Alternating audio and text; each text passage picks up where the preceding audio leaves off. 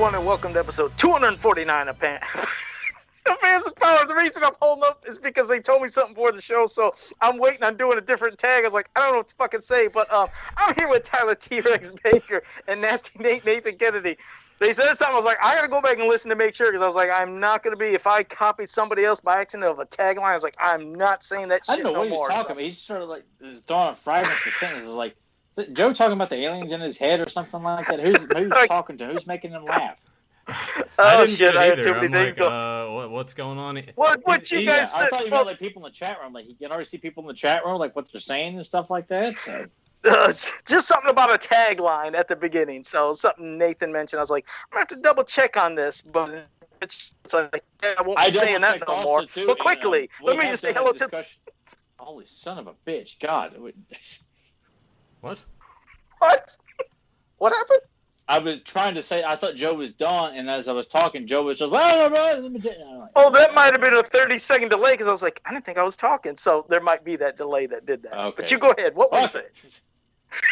No, I was just like looking back at old episodes, and we had done one on Goatman. I'm like, shit. Not that it really matters, but I just thought we had covered new ground that no one gave a shit about not too long ago about Goatman. Looks like we'd done it before. No one gave a shit back then either, so... All right, speaking of people who don't give a shit, out there not listening to our back catalog of episodes. You know, you guys just into the new shit. Well, we'll get to put all this hard work into putting up all these episodes. I expect everyone listening to this episode to go back to our back catalog and listen to some of those horseshit episodes when we had our third wheel on. Start from the beginning. Come on, yeah. Yeah. I think what Tyler's alluding to, I posted it in the group. The link's actually down below as well, but I've started to go through and re-upload the audio archive onto Anchor FM. So you guys can click on that. I think I'm up to episode 76 at this point. So you guys can go back and listen to that. I'm going to catch it up to present day and keep it going from there. So everything's just together. You can also go to Podbean as well. So that is an option, but, you know, it's all there. You can scroll through, see that. And then, like Tyler said, check out the third wheel, Brian Ozone. Going back and listening to a couple of them, it's nice to see how the show has evolved. Because Joe sounds completely different to me listening to those older episodes. Because he seems, and I don't want to say like he sounds nervous or anything, but there's just...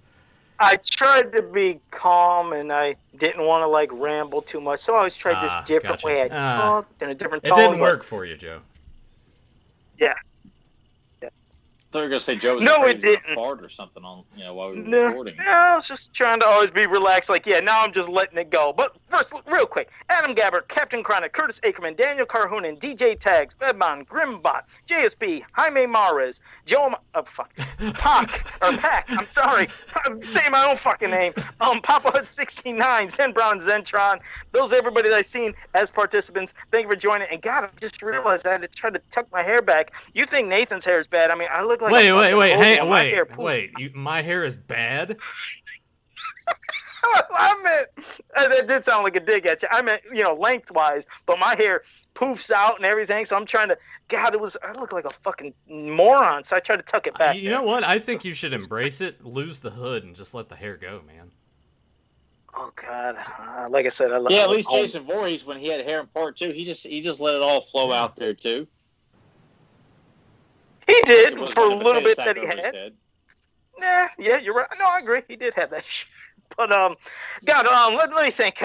As for any new topical stuff... He just pretty much scooted the issue about showing his hair. Like, all right, fuck you guys. I'm not showing any of my skin.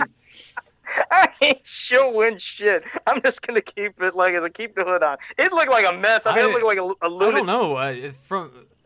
Maybe it's a little blurred, but it looks like you can see it on. I guess it would on the left if you're looking at him on your TV screens. It would be his right, but you can see it like. I tried to tuck it in because a couple seconds ago I think it was all like this. Oh, that's awesome.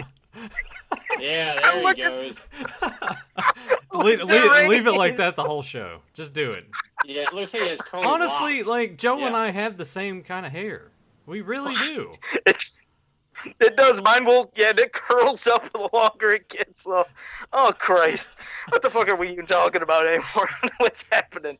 But as for new topical stuff, I think the cool thing that they showed for people that are collecting those Masters of the Universe minis, where they showed some vehicles that, like, I think it's Skeletor with Roton, and then He-Man comes with, now they call it the Ground Ripper, not Road Ripper, because Road Ripper, I guess, is trademarked, which I didn't know that. And I was thinking, I still think, I don't understand, because you know how Masters of the Universe always has the wordplay where they put the dash, or hyphen, as you call it, between names. Why couldn't they just have Road and then hyphen Ripper? That is it's still spelled different, but I don't know if you guys knew that, but yeah, the Road Ripper, I guess, apparently has been trademarked, so they're calling it the Ground Ripper. Sounds about right, but I wonder who has that trademark, because when you think of what first comes to mind, it's like Hot Wheels, but I'm like, Mattel owns Hot Wheels, so that makes no sense either. I don't know. That's strange. Probably something to do with Hasbro. It could be. I always blame Hasbro because they picked up the name Fisto for that lame character Kit Fisto, so now we were stuck with Battle Fist.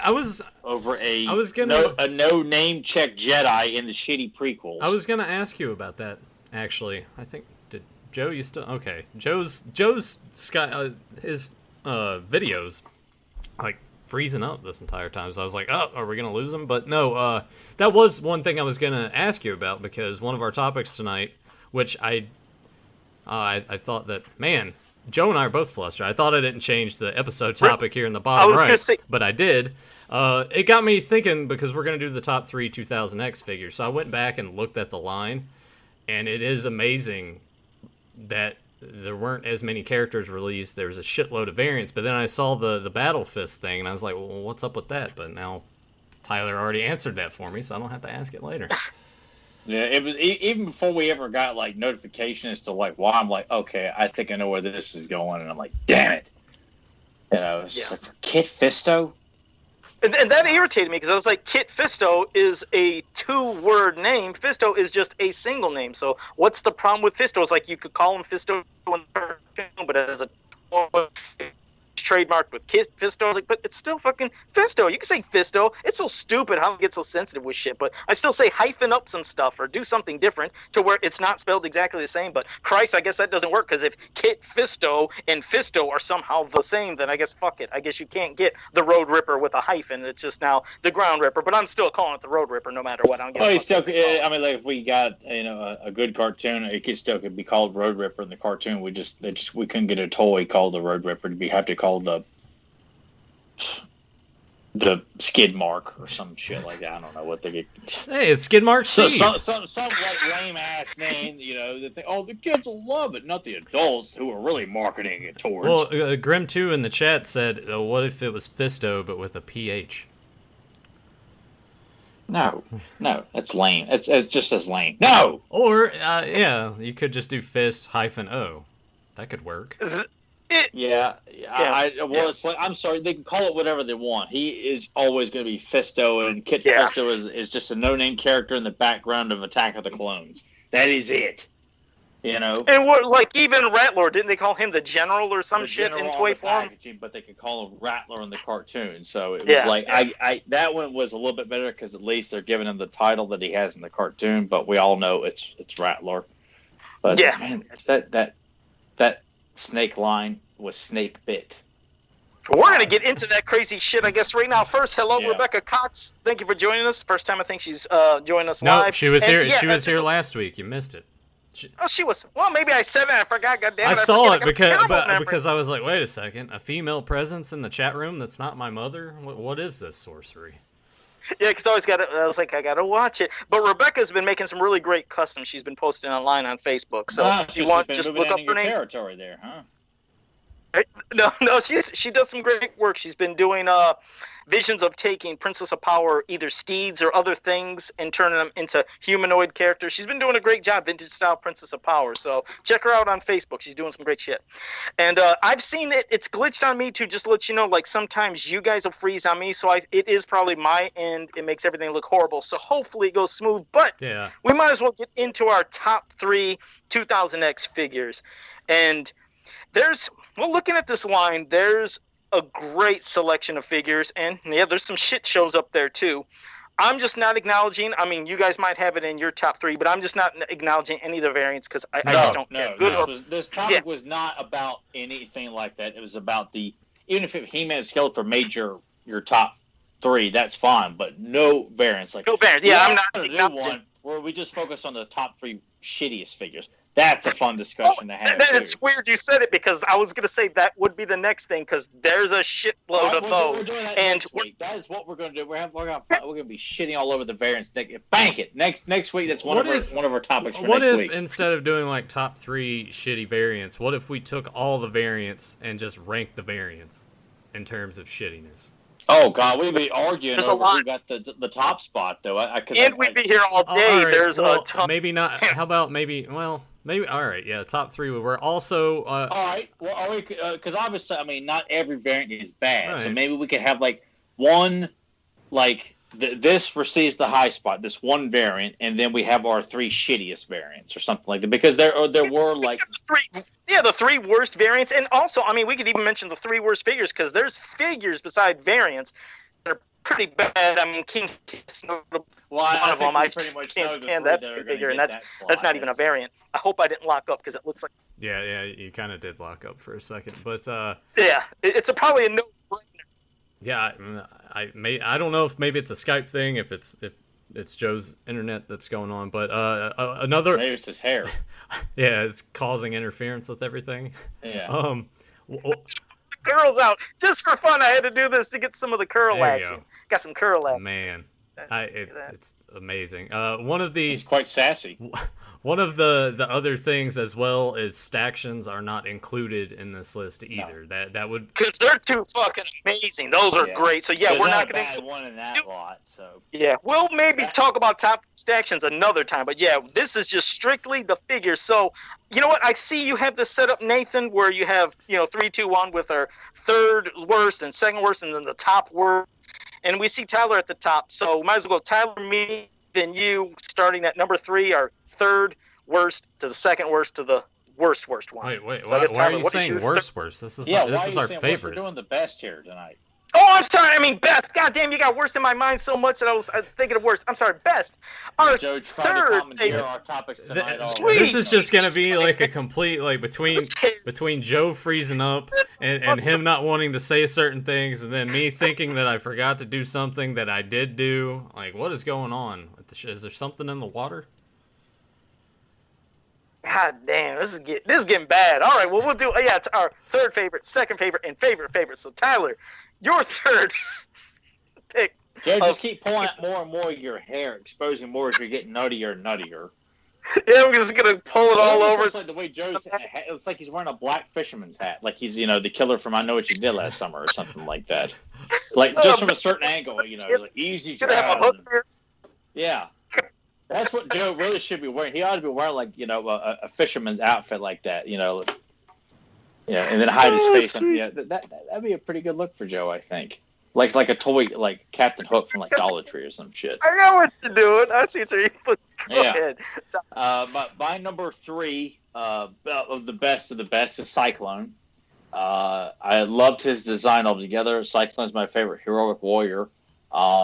And I just thought like the Horsemen really amped up a brand new look, but also the same look. And I couldn't have been happier with Cyclone. I remember seeing the reveal that came out with Prince Adam at the same time. I think Ninja Armor He-Man or one of those variants. But Cyclone, like, holy shit, man! I could not have been happier with Cyclone. The lenticular sticker was on there. The rotating action was awesome. The disc on the back was cool. That you could fold over them. Not that I needed to, but it was just like an extra, weapon, I guess, or something he could hold even too. But I really liked that design. It was, and there were all the redesigns were really good, but Cyclone, because I love him to death. Like, he's definitely my favorite of the hero warriors, and definitely had to make my top 3. All right, that's a great choice. Now mine, for being 3rd, I'm one to where I said I'm never usually much for figures in certain preset poses, but I go with Triclops. I mean, he's beautifully designed.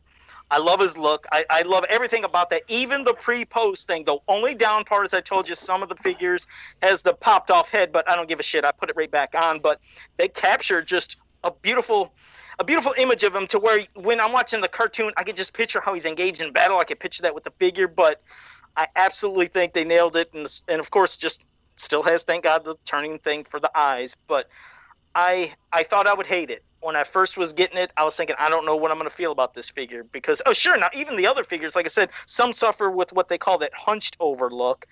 But I didn't think he was going to become a favorite. But he was. So my number 3 is it's Triclops. And as you can see, Nathan has these all set because we set them to Nathan, so he knows the order we're doing all this. So and there's my number 3. It is. And I'm going to go ahead and spoil this a little bit for everybody. But Joe and Tyler's top 3 are the same 3 figures, just in different orders. Are you shitting? I'm not shitting you. Are you shitting? Oh my God, that's unreal.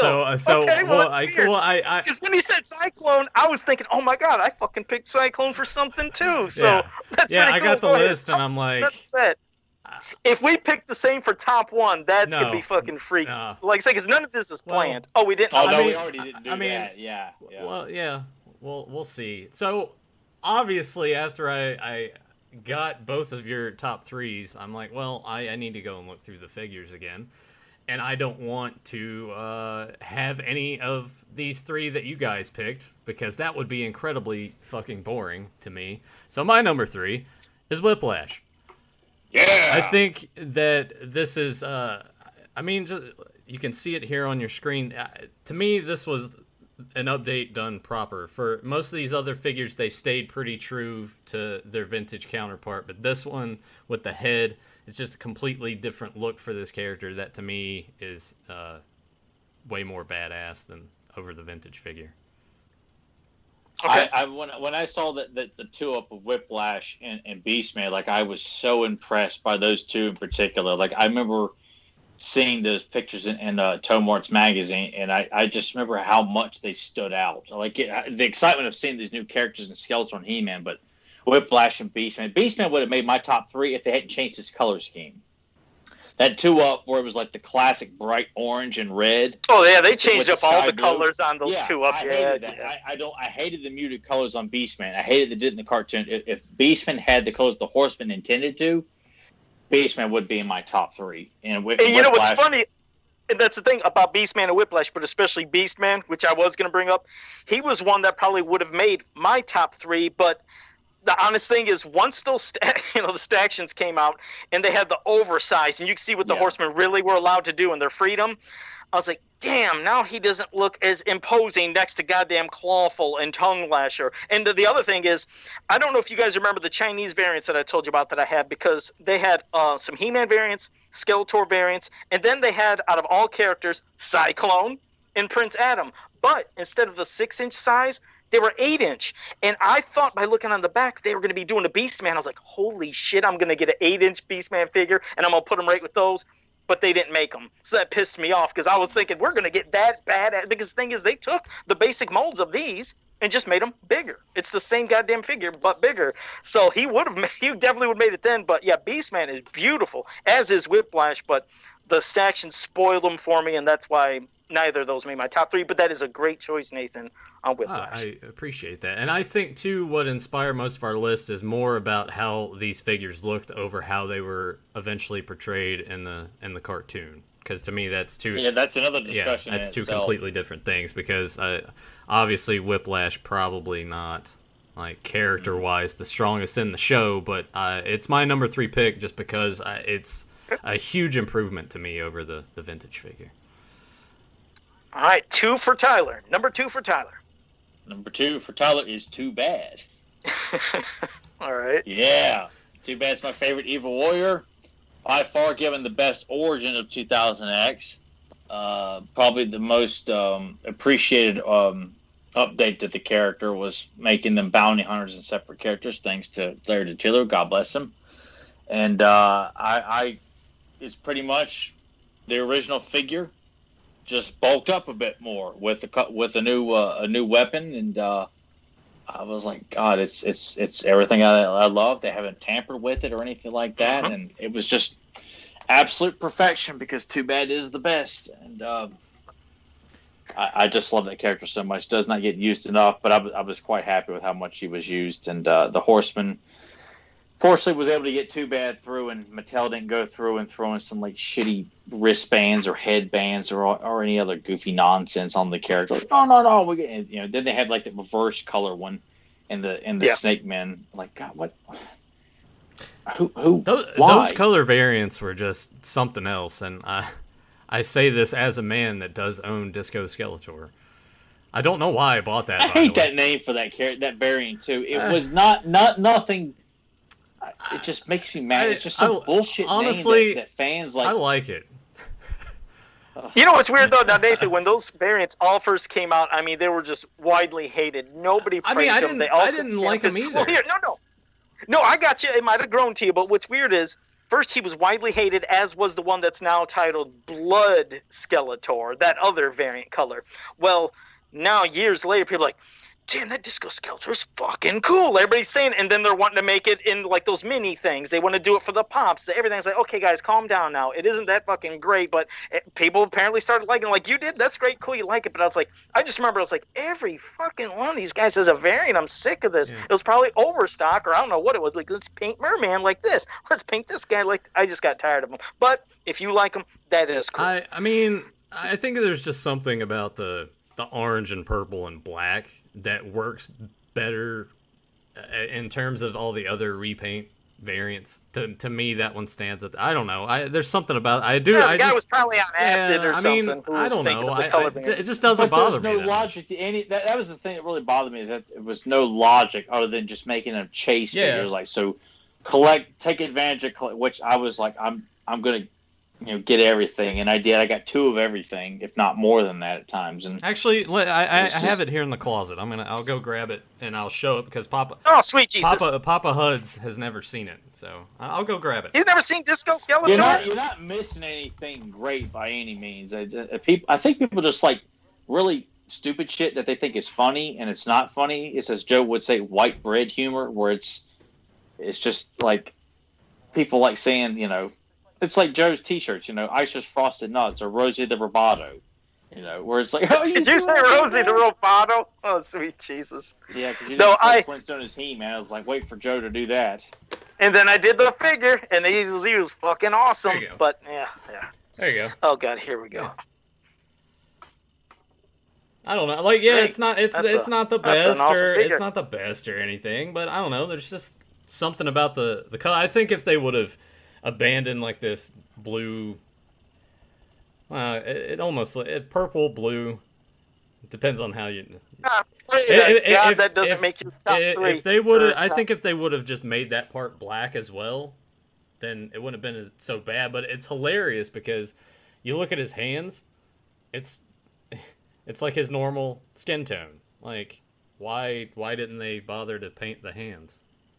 They didn't have a fucking idea when they did that. They just mashed a bunch of colors together. Were being silly about it. They pack it. All right. They had the janitor pick one. The guy who does the windows and cleaning shit. They were just like, you pick a color, package it up. That's it. They were fucking horrible, but it is cool that you like it, and some people like it. And more power to all you guys. I love you all. I just find it insulting. People like companies doing this kind of shitty, repaints, and then wanting full price for a very, very lazy, paint job. I just like. I got no. It's like Super 7 does that a lot with a lot of their reaction figures. They're like, "Oh, look, this figure's clear. You want to pay $15 for it?" No. Some people like those transparent figures, but I don't either. Though. That part I don't. Yeah. It's like when they did like This Is Movie Man at Arms. Like, no, it's not. You're just grasping at straws here. I get really offended by cheap repaints like that, and I get mad at people who want to buy them because you're just supporting this bullshit logic. But anyway, I think the only 2 repaint variants I got was that Skeletor, and I got Merman. I know it sucks, but I couldn't find regular Merman anywhere, so I saw that one. I'm like, well, I want a Merman. Fuck. And then I went ahead and. Well, at least you got him. Yeah. Oh, I mean. Well, no, he wasn't as bad as some of the others. I mean, I was. Yeah, it's. But those were the only 2. Now I did own some of the other variants, like the fucking the Samurai, He-Man, and Skeletor. God. Wow. Ugh. Oh, God. Let me get to my number 2, because, like I said, we'll have to talk about the shitty things another time. But number 2, for me, it's Cyclone. And that's, well, my number 1 pick for a hero, because my number 1 ain't going to be a hero. Yeah. But I picked Cyclone as well. I remember my sister, and it used to drive me insane. When she'd see Cyclone, she always says, "What's up with the blue He-Man?" And I always remember, I was like, "What are you talking about?" She was like, "That looks like He-Man." I was like, "No, it doesn't." And of course, now these years later, when I look at the vintage Cyclone face, I'm like, fuck, that does kind of look like He-Man. Yeah. It's just it irritates me. But seeing as they went in a whole different redesign, he's got his own unique look. I love the different style of the helmet. I like the addition of the one part on the top, even though really for me it didn't add much. It made a new design to him. Plus he still has a spin feature and the lenticular sticker. It's just, he looks badass. It's like, you can't look at that figure and say that sucks. I can't picture anybody looking at it and thinking, what a horrible design. They did a fantastic design. So he definitely was one that when I was waiting, I was like, please let me find this at the store. I used to go on the hunts and half the shit would never be there, and there was one of him. I was hyped up, and yeah, definitely he's my number 2 pick, but my number 1 heroic warrior. Excellent choice. So at this point, going off of what we said earlier, you guys can pretty much assume who the number 1 picks for both of these guys are. But anyway, I just can't believe, though, either way that we both did that. Go ahead. Honestly, Joe, that's why once you sent that, I was like, can you put them in order?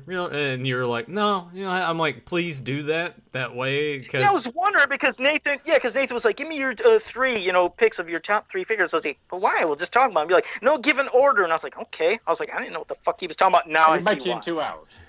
Yeah. Joe's message was like, oh, let me get back to you in an hour. I'm like, does it take you an hour to figure out your top 3? It seems like a 5-minute just being thing. Dramatic. Yeah. He's probably just laying in bed farting. Launching air biscuits. Yeah, airing out his sheets, just kind of waving it so all the the steam can get out. Oh, Popeye's spicy chicken tenders. Oh yeah. Oh. It's like that scene in Teen Wolf 2 where Chubby's like laying in bed and farting. He just kind of waves the blanket. That's Joe just laying there, farting in bed. I was working, goddammit. What's up, Air Gaming? But go ahead. What's your number 2? What the fuck's your name, Nathan? Wow. Jeez, Joe. Are you all right? I'm just... I'm fine. Joe loses his mind tonight. Anyway, my number 2 is Roboto. Because like Tyler was stressing earlier, it takes that original design from vintage and just beefs it up. And I mean, he looks really awesome. And this picture is different too because he also came with chest armor. But I wanted to show this off so you could see all the gears and everything inside. Multiple attachments for the arm, and he even has. It's not also here in the picture either, but has like this pack that goes on his back that has like more. Those are cannons, aren't it? It's like yellow. As no one says anything. I can't remember. I have to see a picture of it. I can't. Yeah. But this is, I just like the look of this because you look at the line as a whole and you think about when they came out, it fits perfectly with the time period and what they were trying to do. It's a nice looking figure. It's just like a big damn tank. Yeah. He's almost like a RoboCop character. It's like Ed 209. When he comes out and about, but he ain't been put together. Especially like wasn't when he was shooting his ass off, but he seemed like just a battle machine. And it was another figure I wish could have been a little bit bigger, but otherwise he is one badass looking sucker. And anybody that can moonwalk, when he moonwalked too in the cartoon, that was cool as shit. So yeah, I love Roboto. Good pick, Nathan. Thank you. They're already saying in the chat that the only interesting picks are mine. So hey, there you go. Piss off Jaime and Curtis and all you fuckers and Pack. Talking about Chick-fil-A's better. All of you piss off. But I mean, Chick-fil-A is better, but I'm gonna should I just go ahead and put each of your number 1s, or do you want to have a drum roll and be like, oh, here's my number 1? Well, Joe made me want to be that dramatic, but I don't need to be. I don't need the fanfare. All right. Well, Tyler, go ahead and give us your number 1 pick.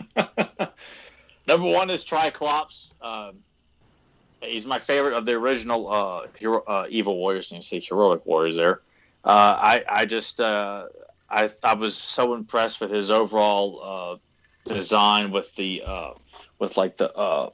kind of medieval I don't know what you call it. It's almost like kind of a Roman-esque. I don't know what you call it, but I just love that addition to the character. I love the various gears on his visor, and just the he just looked a little bit more tech based, but still looked like a bounty hunter, like a tech based bounty hunter. You know, kind of like how Tuvar would be, and obviously he's turned into a damn scientist in the show. But we're not here talking about the character portrayals. That would probably be in my top 3 worst portrayals. Well, maybe not necessarily. There's probably worse ones, but he looks like the bounty hunter that I always wanted him to be. And I mean, I loved his pose. Like, I know Joe was upset about that, but all these figures had limited posing, but Triclops was ready for sword fighting. Like, that's why I like that, with the hand and one, out like this, sword in the other.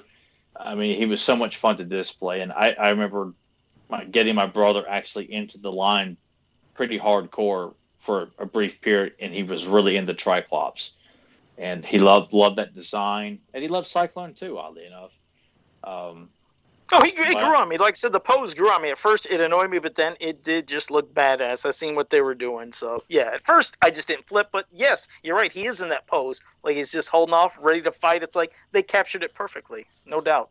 Yeah, it just definitely my most... Well, it's my number 1. I was really proud of what the Horsemen did and what Mattel allowed them to do with Triclops. I mean, Skeletor and He-Man, I kind of feel like they go without saying. I was really impressed with their designs as well, but Triclops is like, God, he was awesome. Nathan's number 1. I was really thinking about that one, because that one's pretty damn impressive too. All right, have to see what the hell he says after I say mine. And remember, everybody in the chat room, we didn't know at least I didn't know what Tyler's was. Tyler didn't know mine. This wasn't like, already set up in advance to where we were trying to say, hey, let's pick the same 3. But somehow we did pick the same fucking 3. But my number 1 is Too Bad. Now, of course, that figure is vintage style. I loved it. I like the kind of gimmick of punching each other. But when I kept thinking, oh, man, when this guy comes out in 2000X, I pray he isn't in that pose, because I got a kick out of the gimmick as a kid, but you were stuck with that pose, and it became kind of silly after a while. It annoyed me. This one, they definitely changed it up. Their heads are spaced a little bit better, but I like the angular way of how Badger's going down and Tuvar is more up. I like that. It shows just different kind of heights to them both as they were merged, and then they don't have to have the awkward punch pose. But, I mean, it just looks fucking badass. That was the other thing. It's like, you cannot, again, look at this and think that isn't a badass-looking figure. But I liked all the details in it, the real menacing look in their face. I mean, especially in Badger's face. But, yes, I would have loved to seen separate figures of them at some point, which never happened, but that's okay. But, yeah, he's my number 1 pick on the Evil Warriors, because as for at least not being a staction for those regular 2000X figures, yeah, he's awesome. So that's my pick. Too Bad. It's funny looking at it here on the screen now, the way I have it. And it's just like, because Tyler sent me his list immediately, and Joe, when you sent me mine, my initial reaction was just, fuck. I mean, it's awesome that you guys were thinking the same, but I was like, well, in terms of what I wanted to do visually on the show, I'm like, fuck. This is gonna be literally like, oh, man. I just like that it's a different order, but it shows that we always have a similar wavelength, but still somewhat different, ways we think, but almost to a common ground. It's just a quick little side note, but like I said, that's why years ago when I was doing Global Masters, and then when when Tyler and I first started talking, I was like, I gotta get this guy in the fucking show, because I just seen his passion was like mine, and almost at it's just different types of levels of things that we, I guess, is our forte of what we really are passionate about, but we love Masters equally all the same. And it just shows, and I just think that's cool as shit. It's bizarre. Yeah. I can't believe that we picked the same 3, but a different order. The funny thing that people always assume that, like, I really know Joe. I don't. I haven't seen his face. I don't know what he really looks like under that mask. Like, it's just getting to know him doing these shows, so it's strange. But I will go ahead and get to my number 1 pick, which is Trapjaw. It takes, once again, I mean, look at I think the thing that I enjoy the most about this figure is just, like, the small details. Like, the new updated, like, the bulkiness of his weapon, how his head just has more of a skull. Like, there's just barely anything there. And then you got, like, the stitching. Like, This dude, I like this dude. That was an excellent touch to that. Yeah. He's like Frankenstein's monster over here, just put together by different part. Like he's been through some shit. I love this figure a lot, and this topic. I have my 2000X figures, and they're down in a box like in the closet. But I'm gonna go dig those out, and I won an auction for like a shitload of Stactions. So I'm gonna find a place in here to display all of that because I. Say what you would about the cartoon, but I think I have a connection to this line the most because it's the thing that really got me back into collecting figures again because these started coming out in 2002. Cool. Tyler and I are fresh out of high school. Like, he's super excited about it, and it's just going on the hunts with him. And I'm like, well, I have all these other figures. Like, I need to... So I started going in my room and just, like, taking other shit down. I'm like, I'm going to put my Ninja Turtles here. I'm going to start doing this. So because of this line, like, I'm still collecting action figures, period, to this day. I like that. So I always have a special place in my heart, even if I already trailed off by the time the Snake Men and all the repaints and all that were really starting to flood the market, and I'd already quit watching the cartoon. Tyler kept trekking on, but this always stuck with me. Just the good memories involved, but Trapjaw, that's because someone, I think it was Jaime, was like, what, no Trapjaw or Merman? And then people thought I was going to pick Evil Lynn, which I also think is a very good-looking figure in the line as well. She does, yeah. Evil Lynn is a great-looking figure. I mean, all the original characters that are not Barons, they all look good. There's honestly, and we know the Snake Men were made by somebody else, some asshole. All the others, there's not a bad one. Tila, Man-at-Arms, Stratos, Merman. Just the damn boot thing killed me. I hated the fucking boot, but that was because it was the play set that they had to have that electronic chip for them to interact with Castle Grayskull. When I got that Grayskull and tried that gimmick, I'm like, this is so, like... It was horrible. I remember I was like, oh, that's great. I was like, who cares? And because of that, we got the shitty-ass boot thing for Tila, Evelyn, and I couldn't even remember if I don't know if She-Ra got the boot thing. I have She-Ra in back of me, but I couldn't remember if she had the goddamn boot thing. I'm afraid to turn around because I'll probably knock the tablet off. That's the only reason I turn around. But I do like your choice of number one, Nathan. And that was the thing is, I remember in the cartoon, I like that. Again, if people are fans of him in the cartoon or even the comics of taking out his attachments and putting them on, that's cool. But I like the thought of how it could just come in and out. He can make whatever attachment pop in and out without having them just hanging or putting them on and being in a position where, oh, fuck, I don't have this, or somebody stops them. So, but that is a great number one. Yeah, definitely. So, well, that's a cool thing to look at, that picture right there. It's bizarre, me and Tyler, and I like yours, Nathan. So, yeah, you kept it fresh, because you're right. If you were to say, I think T3 did, but could you imagine if you didn't? When we first decided to go with this topic, in my head, for my list, I was like, it's either going to have Trapjaw or Triclops. I'm not going to put both of them in there, because to me, it would feel a little redundant. But I was like, all right, well, once you guys picked Triclops, I was like, well, Trapjaw was probably the way to go from the beginning.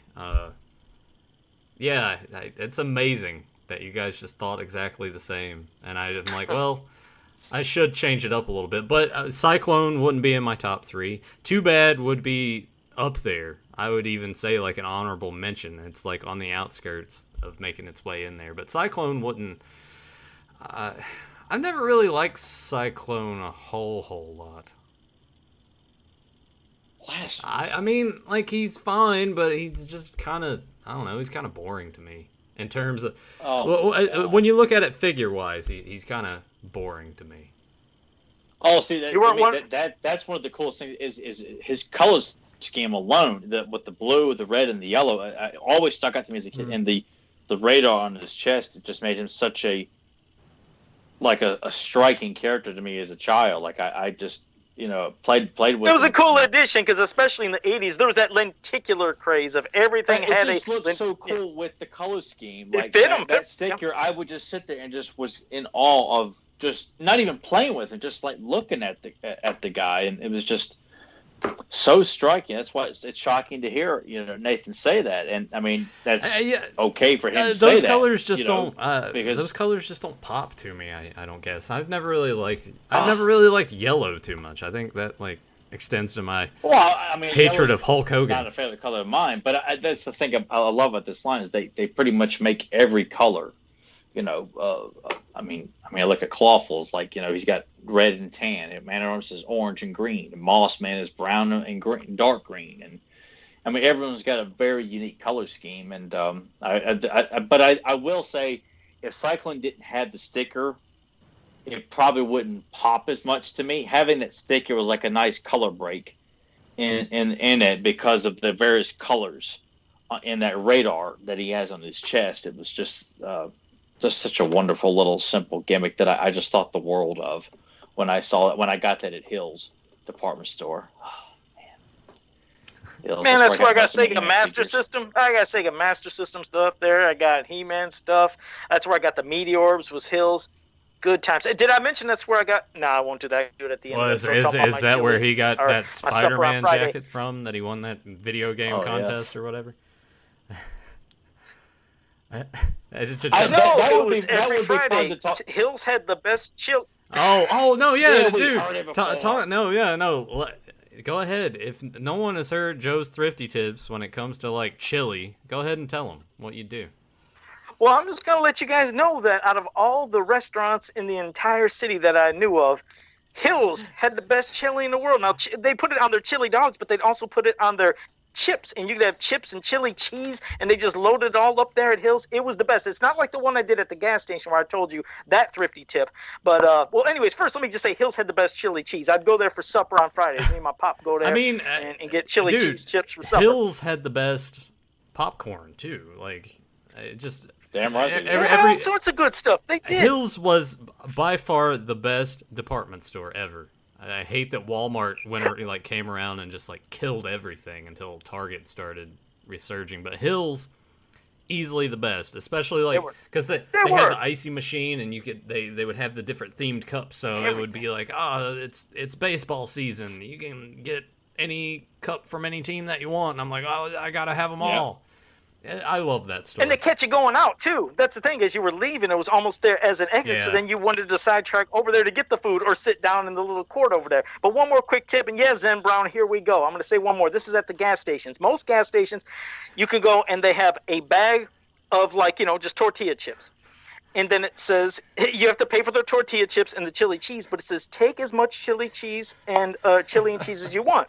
Now, most people would open up the bag, put the bag of chips in there, and then squirt on the chili and cheese and then close it. But then that sogs up the chip, and then you're not getting as much. This is what you do. You just take the container that they give you, squirt as much chili and cheese as you want. You could have it all the way up high, close it, and then when you take it home, open up the bag of chips and dip it in there. And plus, you have chili and cheese to eat, and bam, you save money. And you get a lot more for your buck. Oh, Joe! I can't imagine how many like memorable shits Joe had as a kid, like going to all these places. As a kid, I still do this. Joe's creating his own colon blow.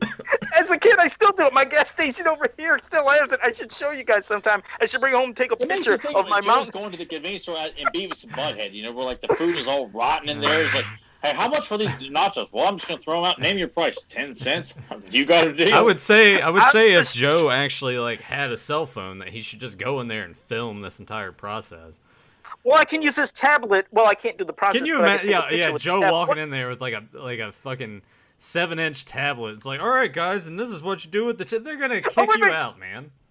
No, Nathan, you know what's funny is when I go to the stores and I use the coupons, like when I'm buying stuff, I bring out the big old tablet that I have. Like, God, I've seen them like, God, that's big, because they're used to just like a little cell phone, and I'm bringing out the giant tablet.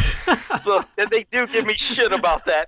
And Curtis, my thrifty tips is how I can buy stuff. So because Curtis seen me buy something recently, but that's because I have thrifty. But yeah, I bring out that big ass thing. It's usually in my coat pocket. They probably think you're high or something. They're like, what is this motherfucker doing? Who moved the rock? He probably just pulls it out of his sweatpants too. It's like, Well, yeah. I bet Joe's probably wearing like mustard stained like gray sweatpants or something like that, with like really big baggy, sports socks with the stripes on, but they're hanging down around the bottom of his shoe because he's had them for so long and they're stretched out. And well, I hate it when it is around when it's summertime or when it's warm, because then when I have to take that tablet, I do have to try to stick it in my back pocket, and it's all the way up because it can't go all the way down into your pants because the thing is so fucking giant. But in wintertime, I can just put it in a How does that even fit in pant pockets? Are you wearing like Jinkos or something? It barely does. Well, that's what I mean. It's it's just like it barely gets into the back pocket. I'm just having it, and then I try to put my shirt over. I have a long shirt where I put it over, so it's So it holding looks like you're down. shoplifting almost. Almost. Yeah, I guess it would look like I was shoplifting, but at least in winter, you can pop it right in your coat, and you're good to go. They probably think he's about to like pull a gun or something too. I know, yeah, he's pulling his jacket out. I was like, I have, something for you to see. Like, it's so big though when I pull it out. I got coupons for potted meat. No. You know what's even worse? They've Nathan already just tasered him, took a cattle prod to his ass, and But you know what's Joe's bad? wearing his mask, but foam's coming out of the mouth of the modular mask. It's so big though that they can't even scan the coupon when I'm using coupons at places. They say, "Can you pull that back?" Because when they try to scan it, because the screen's so big, it doesn't. I'm thinking you're going through like self checkout, and the attendant there is just watching you. So you're going through the line. That poor attendant has to like try to like move the scanner back and forth just to hit the barcode on your tablet. Oh, Joe. When they can't get it, when they go all the way back, then they just look and they have to type in the number because they can't. I know what he's doing. He's doing this deliberately because it's such a pain in the ass to get here. Sir, just take the food and get out. They just let him have it and not deal with these shenanigans of holding up the line and using outdated technology. I went for Joe to like walk in from coupons. He printed from like it's not that it's outdated technology. It's I know it's not, but it's just like Joe. Like I'm surprised Joe's not carrying like a full like desktop computer in there. Take your tablet. Get the hell out of here. Oh Christ! So there's the side rant on a food story. Now we could talk about. I want to go back to talk about Hills at some point. Yeah, man, we should. We'll do that. We should. Someone in the chat room is like, "Is Hills like Target?" Sort of, but like the toy department was just always stocked. Unreal. Always stocked. Yeah. Like no. I will say Target, like, because for a while, like they had their little food counter with popcorn and stuff, and they sell ices and stuff. So for a while, I did think that was like kind of our modern Target. It just lacked the charm and the variety. But also the toy aisles in every department store, wherever they're at now, they all suck balls because they're barely stocked. There's only one aisle devoted to action figures, and the rest of it's the baby toys and all this other shit. Whereas back in the day, Hills would have at least 2 full aisles of action figures, and you get your race cars and your Hot Wheels and your board games, and you get the girls stuff. But it was, or they had like spinner racks, which I remember our Hills, the one me and Nathan went to, had a spinner rack of He-Man figures. And that's how I bought a lot of my He-Man figures back in the day, was off a spinner rack. I don't remember that. Yeah, well, and I don't know how often they had it at that one, but that's how I got Rio Blast. That's how I remember getting some of the Snake Men was off this kind of spinning rack on the end of one of the aisles. I think that's where I got Cyclone also. I feel like I got a lot of the 86 wave off the spinner rack, or off that one spinner rack. Do you remember how much they were at the time? Probably would have been like $2.99, $3.99. I don't think they were on clearance or anything like that. So I think they were probably regular price back then, because this would have been. Well, 88. I'll ask that, Joe. How much were Master Universe figures back, like prime? They would vary from $4.99 to $7.99 on some of the deluxe figures. And when you talk about spinner rack, we didn't have that, but I remember this vividly going into my Hills. I was walking in the Masters of the Universe section, and I seen all the stuff I had. And right when I got towards the end, before the aisle ended, that's where the Meteorbs were. I was like, what the fuck is this? And I just looked, I was like, oh my God, there's 10 of these fucking things. And each of them was $3.97. I still have all the tops of the card backs with that sticker on them too. But yeah, the Meteorbs, $3.97. So that was, goddamn, those were good times. That was always a good feeling, whether it's like walking down there and seeing new shit on the end, or like flipping through the stuff you already got, and you get to like the back right there against the wall, and it's something brand new that you knew. Either you knew or you didn't know was coming out, and you see it, and you're just like, "Oh man, holy shit!" And you didn't know half the time. That's the thing. Yeah, and I do too. See, that's the thing that I know. I try to be nostalgic about saying I don't want to look and watch movie trailers, or I don't know, want to know this. But you're eventually going to have to see something, because it's a day and age. That's how it is. You can't live without seeing something from the internet. But back in our day, you didn't have all this fucking information right in front of you. You literally just had to walk in the store and say, man, I hope there's new He-Man stuff. I hope there's new Transformers or whatever you're wanting. And when you'd see it, you'd lose your shit. Like when I went into a hobby store in our Northtown Mall, I got $50 for my birthday back then. I felt like I was rich. I was freaking out. And I went in that hobby store, and that's when they had the wave where Scareglow, King Randor, Sorceress, Ninja. I'm like, what in the fuck are all these figures? When I seen all those and I was able to buy every one up, that feeling is something that we'll never be able to have again, because it was pure just catching off guard excitement. It was a shocker. Now the stuff that's coming, and now we gotta be like, oh wait, and like in December or January we're supposed to get some new figures, and you hope you see them, but either way, you have a heads up. And we didn't have a heads up back You then. won't, because here's a little side story as well. Went into Walmart yesterday, and they have their pallets laid out because they're about to restock, because this was like late. This was probably about 7:30. Go in there, see the box. It says Masters of the WWE Universe. I'm like, I want the Jake Roberts from that line, because I think once you take his face, he looks pretty cool. Someone had already went through him, because I saw Bray Wyatt and Seth Rollins on the peg. I'm like, great, someone already got Jake the Snake and Mr. T, so that sucks. I'm like, if I would have been here 10 minutes earlier, I probably would have snagged them, because nothing else had been taken from that pallet. Nothing else had been opened, but that box was open, so I assume the person just came by, opened it, took the figures they wanted, and bolted out of there. But yeah, it's toy collecting is not like it used to be. Yeah, it was definitely different back then. Quick, I want to say two things. One, we're going to kick G-Funny out of G-Funny Mo, I'm not pronouncing that word, out of the fucking chat room, because he said the Meteorbs, not even worth the $3.97. He's out of here. God damn it. And then, what was that? Somebody was picking on the fucking Energizoids, too. They said what was worse, Meteorbs or the Warriors without legs, and Jaime said the spinny guys. That's it. These fuckers are gone, god damn it. Jaime, G-Funny, I thought you guys were good, pricks. I love you guys. You're both great. But I got no patience for anybody who wants to knock anything from the vintage line. Like, it's all like, I give you all be beaten with shovels or castrated with rusty fishing hooks. All of you. Oh Christ, man, we could be here all day, literally talking about fucking hills and shit like that, because it was fun. And that's the thing. Like I mean, there's memories for every story. But I feel like hills is something like all of us unanimously have got at least one He-Man memory. Like that's where I got discovered like the New Adventures of He-Man toys was at our Hills. It was a 2-pack with He-Man and Skeletor in it. It was just. You know what's funny? I have zero memories of Toys R Us as a kid for He-Man, because I have actually a couple of vivid ones on that. And we'll save that maybe for next week, because really we can get into those. But I have zero, because first it was so far away. But I have none. I have more Kmart stuff, and there was a place called Children's Palace. Children's Palace is where I got the video games. But yeah, I forgot there was some other shit. But it was definitely Kmart, and it was definitely Hills for the He-Man stuff. But yeah, Kmart. I had a few He-Man memories. That's where I discovered He-Man was at Kmart. That's maybe that's something we could go into more detail next week too. Like the department store memories of where we got He-Man stuff. And you can do that. I mean, that would be more for you guys, because the only new He-Man stuff that I ever got was some of the new adventure stuff from Roses back in the day. Yeah, that's another good one. Everything else, there was no other. You poor kid. I mean, by the time like He-Man was there, but most of that stuff for me was like hand-me-down like toys that I got, because some of the other it's like on my mom's side. We'll get into it next week. We'll talk about that more next week. Yeah, but because I think we all have fond memories of Roses, Kmart, Hills, KB Toys. I got He-Man toys at KB also at least one time.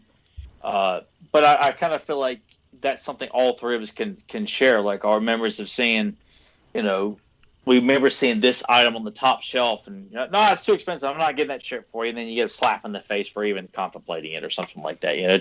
But the department store memories of seeing items you couldn't afford, or seeing things for the first time. Like I just think that's I know we have discussed like a long time ago or like something like that, but Nathan wasn't on here at the time too, and I just kind of feel like everyone listening to this can all relate to that at some point. That going into that store and Toys R Us especially too, man. God, that's the one time I saw Beastman in the store, and I passed him over for Jackman from Thundercats.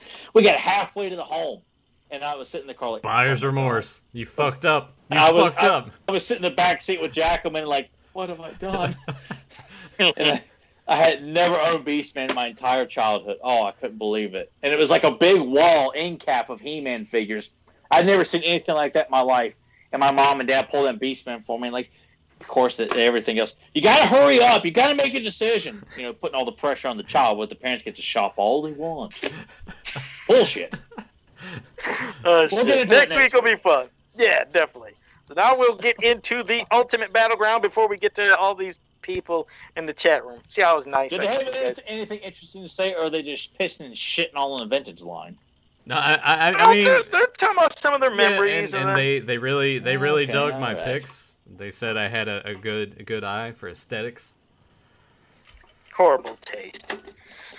Oh, so they've been sucking on Nathan's balls this evening. Is that what it is? Huh? Oh, yeah, the whole time. It was all Nathan, this and that. Bunch of kiss-ass pricks. Sorry. You guys are Gerald Briscoes to his Vince McMahon. Well, knock your socks off.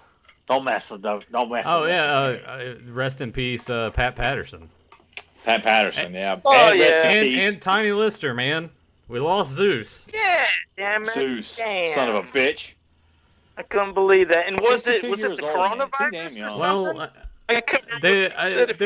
I mean, no one knows for sure exactly, but he tested positive for COVID like a month ago or a few months ago, and then he was thinking that he was feeling bad again, and they were like, go get tested, and they said that he was like afraid to go and do it. So I don't know if it was that, if it was something else, you never know, but I know that the first wrestler that scared me, just a quick little side rant, because I remember when No Holds Barred came out, and of course they're hyping it up and all that stuff, and then when he appeared in the wrestling ring, I was like, oh my God, Zeus is here. And he like scared the shit out of me. It's like, oh, can't stop him. That's when I bought into wrestling, believing every bit of it. And goddamn, yeah, it's so sad to see that he passed away, because God, I loved him as Zeus and Debo, and damn, yeah, what a shame. What a shame. He was like, regardless of what people say, I know he's like legendary with like wrestle crap and stuff like that, but he was, I mean, we're still talking about it because he was such a memorable villain for Hogan. Like, say what you want about him, but God, none of us have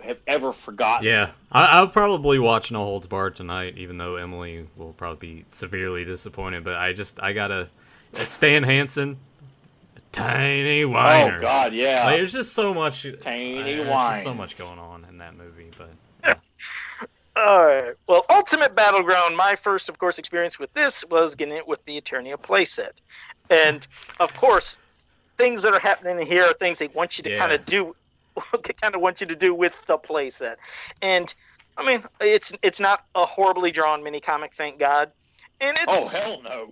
Yeah, so like I said, because sometimes you get something where it's a shit show, kind of crazy dialogue or story that's kind of weird. Like there's certain things that back then even I would irritate me about, like the earthquake. Like I was always an ass about saying, why are they calling it an earthquake when it's on Eternia? Shouldn't it be an Eternia quake? And if this is the first earthquake that they've ever had, how does everybody know what a fucking earthquake is if they've never had it? So I was a dick about that. But otherwise, it was fun. I like seeing how King his Skeletor raising up the three towers, but of course how they secretly want to use the power against the other as they're thinking this. And then the trap that King his is trying to put Skeletor into. It's a fun story. Like I said, it's not one that's terrible to read.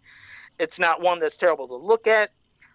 It's not one of my top 5, but it's still one of my favorites because there's a lot of fond memories of just all the stuff. As you're seeing, as we're talking, we're seeing everything that they're doing along with this. I remember then, after reading about the comic, like, oh my God, if they can go into Central Town and absorb that power, that's how they charge, the weapons at the top. So I used to do that when I'd act that out as a kid. So I always liked this mini comic. I know many people didn't have it because it was just with Eternia, and with Tyler being lucky, with some kids, didn't you have this with your Mosquito Minon card, if I'm not mistaken? I didn't. No.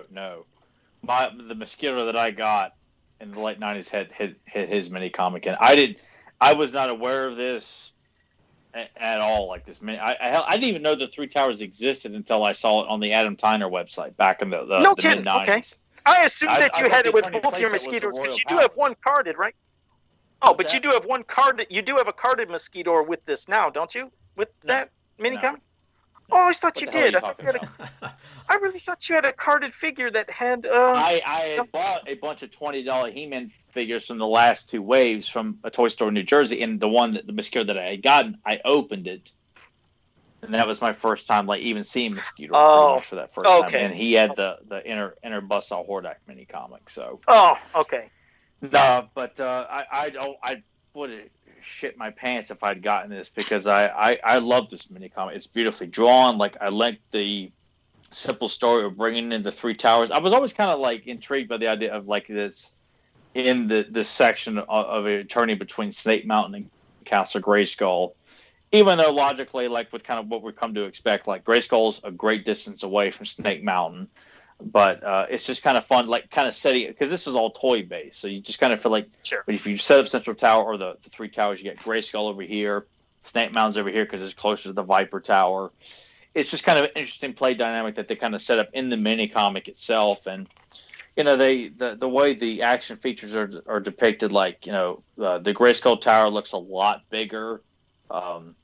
Well, hell, the Viper Tower has got all this technology and stuff in there, and you can't even fit a figure in the Viper Tower. But using this as a template for your imagination, that's why I liked it so much, because I think about how I would have used the three towers had I had them as a kid, and looking at this. And that's how I did it. They made you want to do that, because I still have my set right over here to the side. That's how it's set up, to where I have Castle Grayskull, and they always had those kind of bridges and connectors to bring everything together. Because, like you said, sure, in kind of like, the logic of the story kind of, I guess, don't make sense. They had to do it for this, but we see what they were going at. And plus, that's how you would want to do it as a kid, and mine are still set up like this. The one thing that I guess, and it was just color errors, I think when they showed Tongue Lasher and Rattler at one time, one was green, one was purple. They were kind of flip-flopping, screwing colors up. But that's neither here nor there. It's just a little color error. It's no big deal. But you do get to find out about at least the story of these towers. And, we've seen that in some of the other,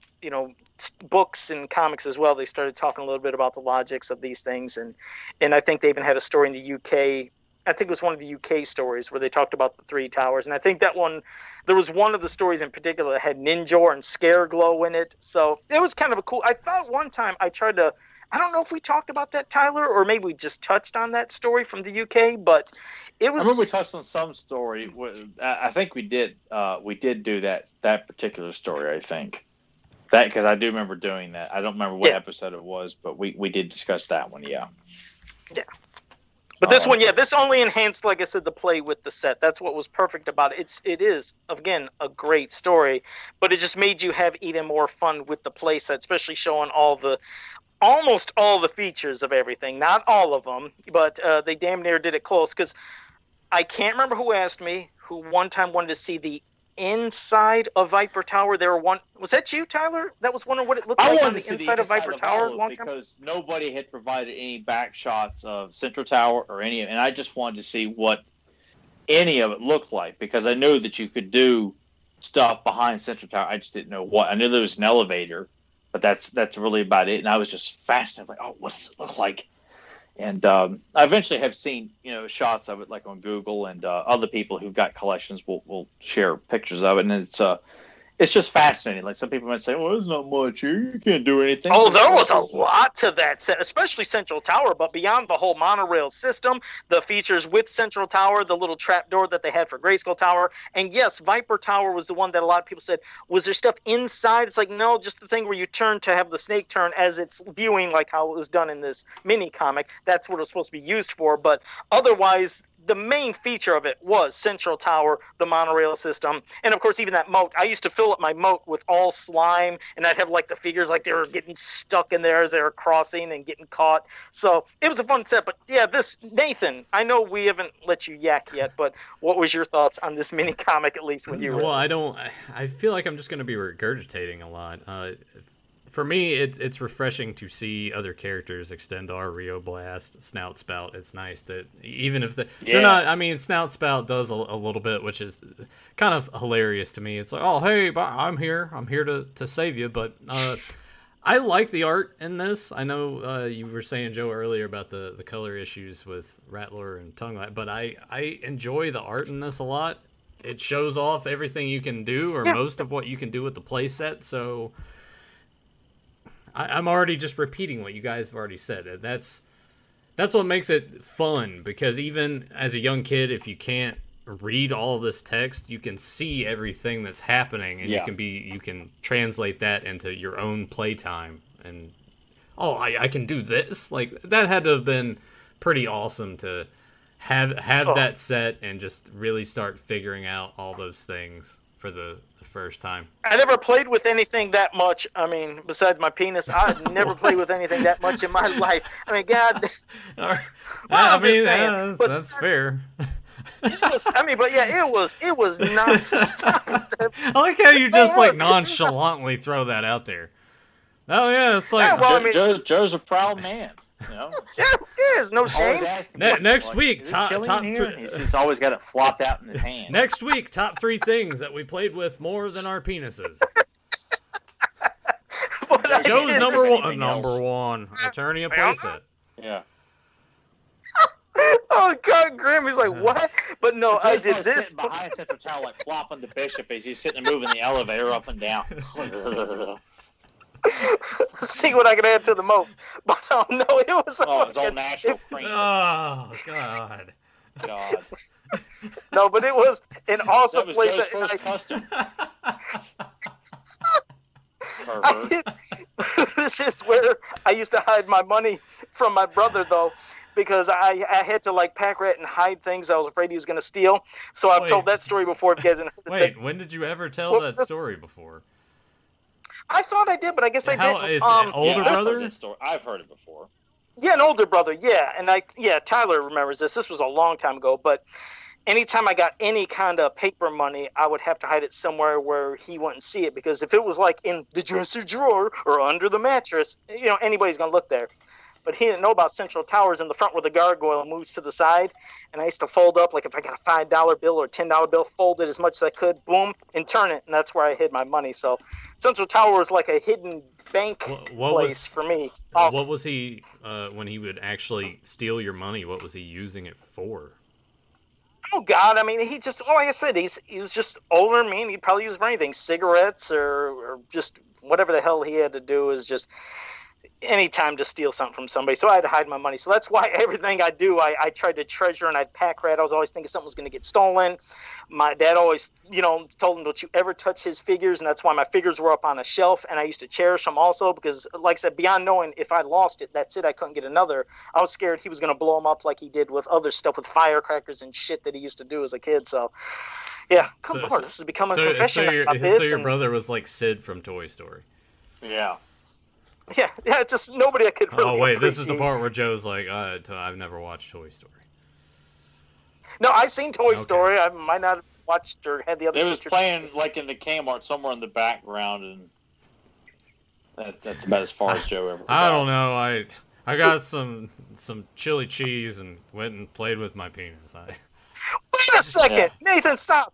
I just noticed. What the fuck did you put down there on that what screen? What are you talking about? You put a box. What are you talking about? I just seen what you put. Stratos grabbing me as Modulok. That's a Grimm 2 original piece of art there, Joe. Yeah, thanks, Grim, you shit. I just noticed that. Thanks. So, back to you, Tyler, if you can talk a little bit more about this before we get to the chat room and any questions they have, because this was going on. Jason, like, Photoshop Joe in, like, a porno theater or something like that with his mask on. Covered in chili. With his long hair. It kind of makes you think of how Pee Wee Herman was caught, with his long hair. Joe's like so loved by all these people on the internet, and he was caught flopping the bishop in a porno theater. I remember when that happened, and my parents were like, "You're never watching that show again." And I was like, "Bullshit! I love Pee Wee." And then when he, I was not told that. I was unfortunate because they knew I loved the show so much. I was encouraged. Like my dad even said, "Hey, we want to go rent Pee Wee's Big Adventure." So it wasn't frowned upon. It's kind of crazy though when you think about it, because like for porn theaters to still have been around, this was like the early '90s. Mm-hmm. I maybe there still are some. I wouldn't know. I've never been. Well, this was out in California too when it happened. Yeah. I don't know. But even like knowing the behind the scenes of what happened there, like who cares? Yeah, who cares? Like He was. Oddly enough, like it's Pee Wee Herman, like Paul Rubens. Like I'm kind of surprised, but maybe that's just what he was into. He wasn't hurting anybody. No, and it's in a porn theater. What the hell do you expect people to be doing in a porn theater? I mean, just the police trying to stake the place out. Maybe there are some that go and would actually just enjoy the film, not in that way. I just want to watch the story. Yeah, they're just there for the day. It's like with Playboys. I just read the articles. I'm here for the chili cheese fries. Yeah, that would be Joey's. Like, man, have you ever had concessions at the porno theater? Chef kiss. I don't know. It's like, and what's great about this for your food is you have a place to put your discharge when you're done. Jesus Christ. Back to you. I think maybe for this episode, because usually after we're done, I change the age restriction to public after this. I think I might have to leave that on for this week. Yeah, because this podcast is not meant for kids. Anybody who likes what? I'm sorry, we're not changing the content so the little ones can like. It's just not. And it wasn't even really dirty. It was a quick little thing. They'll be doing it at some point anyway. We're just getting them ready for it. It's a natural thing. You know, it's nothing they won't already hear at school. So, yeah. But anyway, yeah. Back to the ultimate battleground. I will say, like, I've always been fascinated to see more of the battle tram in action because I just thought that, like, the way it's depicted here, and it's at night, which is one of my favorite things about He-Man stories, is they take place at night, and seeing He-Man in the battle tram, and just. You know, the idea is that it takes a while to get to the other towers. Like, if you take the battle tram, you got to take the full monorail to get all the way around. That was kind of like, you know, imagination, you know, kind of coming into effect there. And I just thought it was such a great thing to have, like, action sequences take place. Like, villains jumping on the battle tram while He-Man's trying to get to Grayskull Tower. Because, like in the Revenge of the Snake Man mini-comic, the Grayskull Tower, it's depicted as having, like, a massive interior. Like, you can have windows and stuff like that too, which makes you really feel. And Viper Tower is depicted as being this massive tower too. So all this stuff, it feels like it's a great distance away, and there's a lot more in each one of these buildings. And just taking this one particular piece of transportation to get to all of them, I just always wanted to see this illustration of He-Man being attacked by like Cobra Khan and Web Store, or they're like hanging on to the edge, they're trying to get in, stop He-Man, or they're trying to knock He-Man off of it, or just like as it's racing down and people trying to shoot him. Just so much fun to be had with that, and everyone's too busy to draw my ideas. Everyone's doing their own shit. Yeah, and this one, yeah. I was going to say what I like at the end is how He-Man is just like Skeletor is going to return with more warriors. King Hiss is going to come with more people. Snoutspout, go get everybody else. So it's kind of like, oh shit, there's going to be just this huge, gigantic battle that's going to take place at some point in time. If I had read that as a kid, in which that line Nathan read always stuck out to me when I read this. It would have made me think, what's the sequel going to be like? You know, like, oh my god, like I thought there was going to be. Yeah, I was waiting because I thought, oh man, there's gonna be something epic. It's like, oh man, we didn't get that though, because it did. I mean, it was building up like, you better get your warriors. We're gonna get our warriors, and this is the ultimate battleground, and no, didn't happen. But as you know, going more to what you said, Tyler, about how in one of the other mini comics, you know, we got to see more of the interior. This one, it kept it really basic to what we got as the toy, because the only feature you seen with Grayskull Tower was, bam, you trap somebody into that, you know, cell, and then Viper Tower was just turning the thing around. But yeah, the Central Tower, it was the one that got the most play, so I could see why they would show more of that, because it's just making you, again, use your imagination more. But it's simple. It got a point across. It had a fun story. It wasn't super gigantic. It wasn't completely horrible. It was just a good story to basically show what you're buying right here. And I never knew about it being with some figures until years later. And I, for some reason, thought you had the mosquito, or maybe it's something I brought up. I think that's it. I asked you a long time ago on the podcast when I was when you talked about your mosquito. I was like, "Did you get the one with the Eternia?" That's what must have been in my head, because when I found out some of those had, I was like, "Jesus Christ!" Because that's why this one costs so much. That's why when these were, I don't even know what they go for on eBay now, but at one point that mini comic was $100. Yeah, they were at least $100 or more. I was like, are they still that now, or is it down a little bit lower because of the mini comic? I went on there just for fun over the weekend and looked at men on card vintage figures. Why would you do that to yourself? Holy shit, no, man. it's depressing.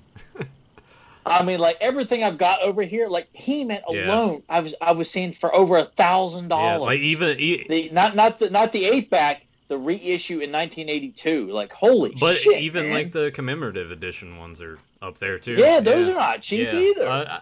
Really? I'll throw Oh, I'll throw this out to you guys. I know that we kind of take a big old shit on Origins line sometimes, but if they were to come out with the towers, and Tyler, Joe, you got it. Tyler, you got 2/3 at least tower wise. Mm-hmm. If they were like, okay, we're gonna reissue this, Tyler, would you be tempted at all to buy that? If they didn't stray too far from Mattel trying, or some goofy exec wants to come in and just rub their dick all over it and make it their own.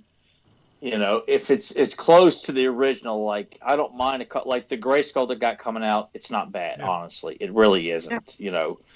If it was like that, yeah, I probably would buy it because it would be a nice display piece. It would, it would be cool to have, I've only got the 2 here. Thanks. Yeah, dude. Honestly, I've been looking because I want it. I want to get that last third piece. But for me, if Origins did that, I would be all over it just so I would have a set even if it's not original because those eBay prices are way too much.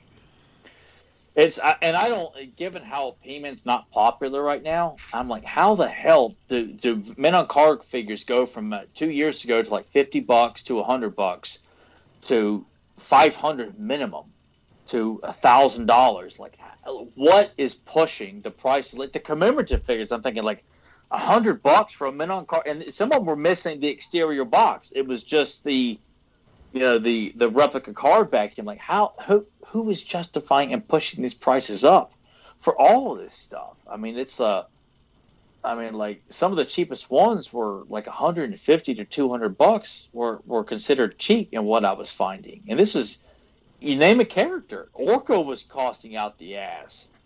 I mean, my Clam Champ was going for like $600.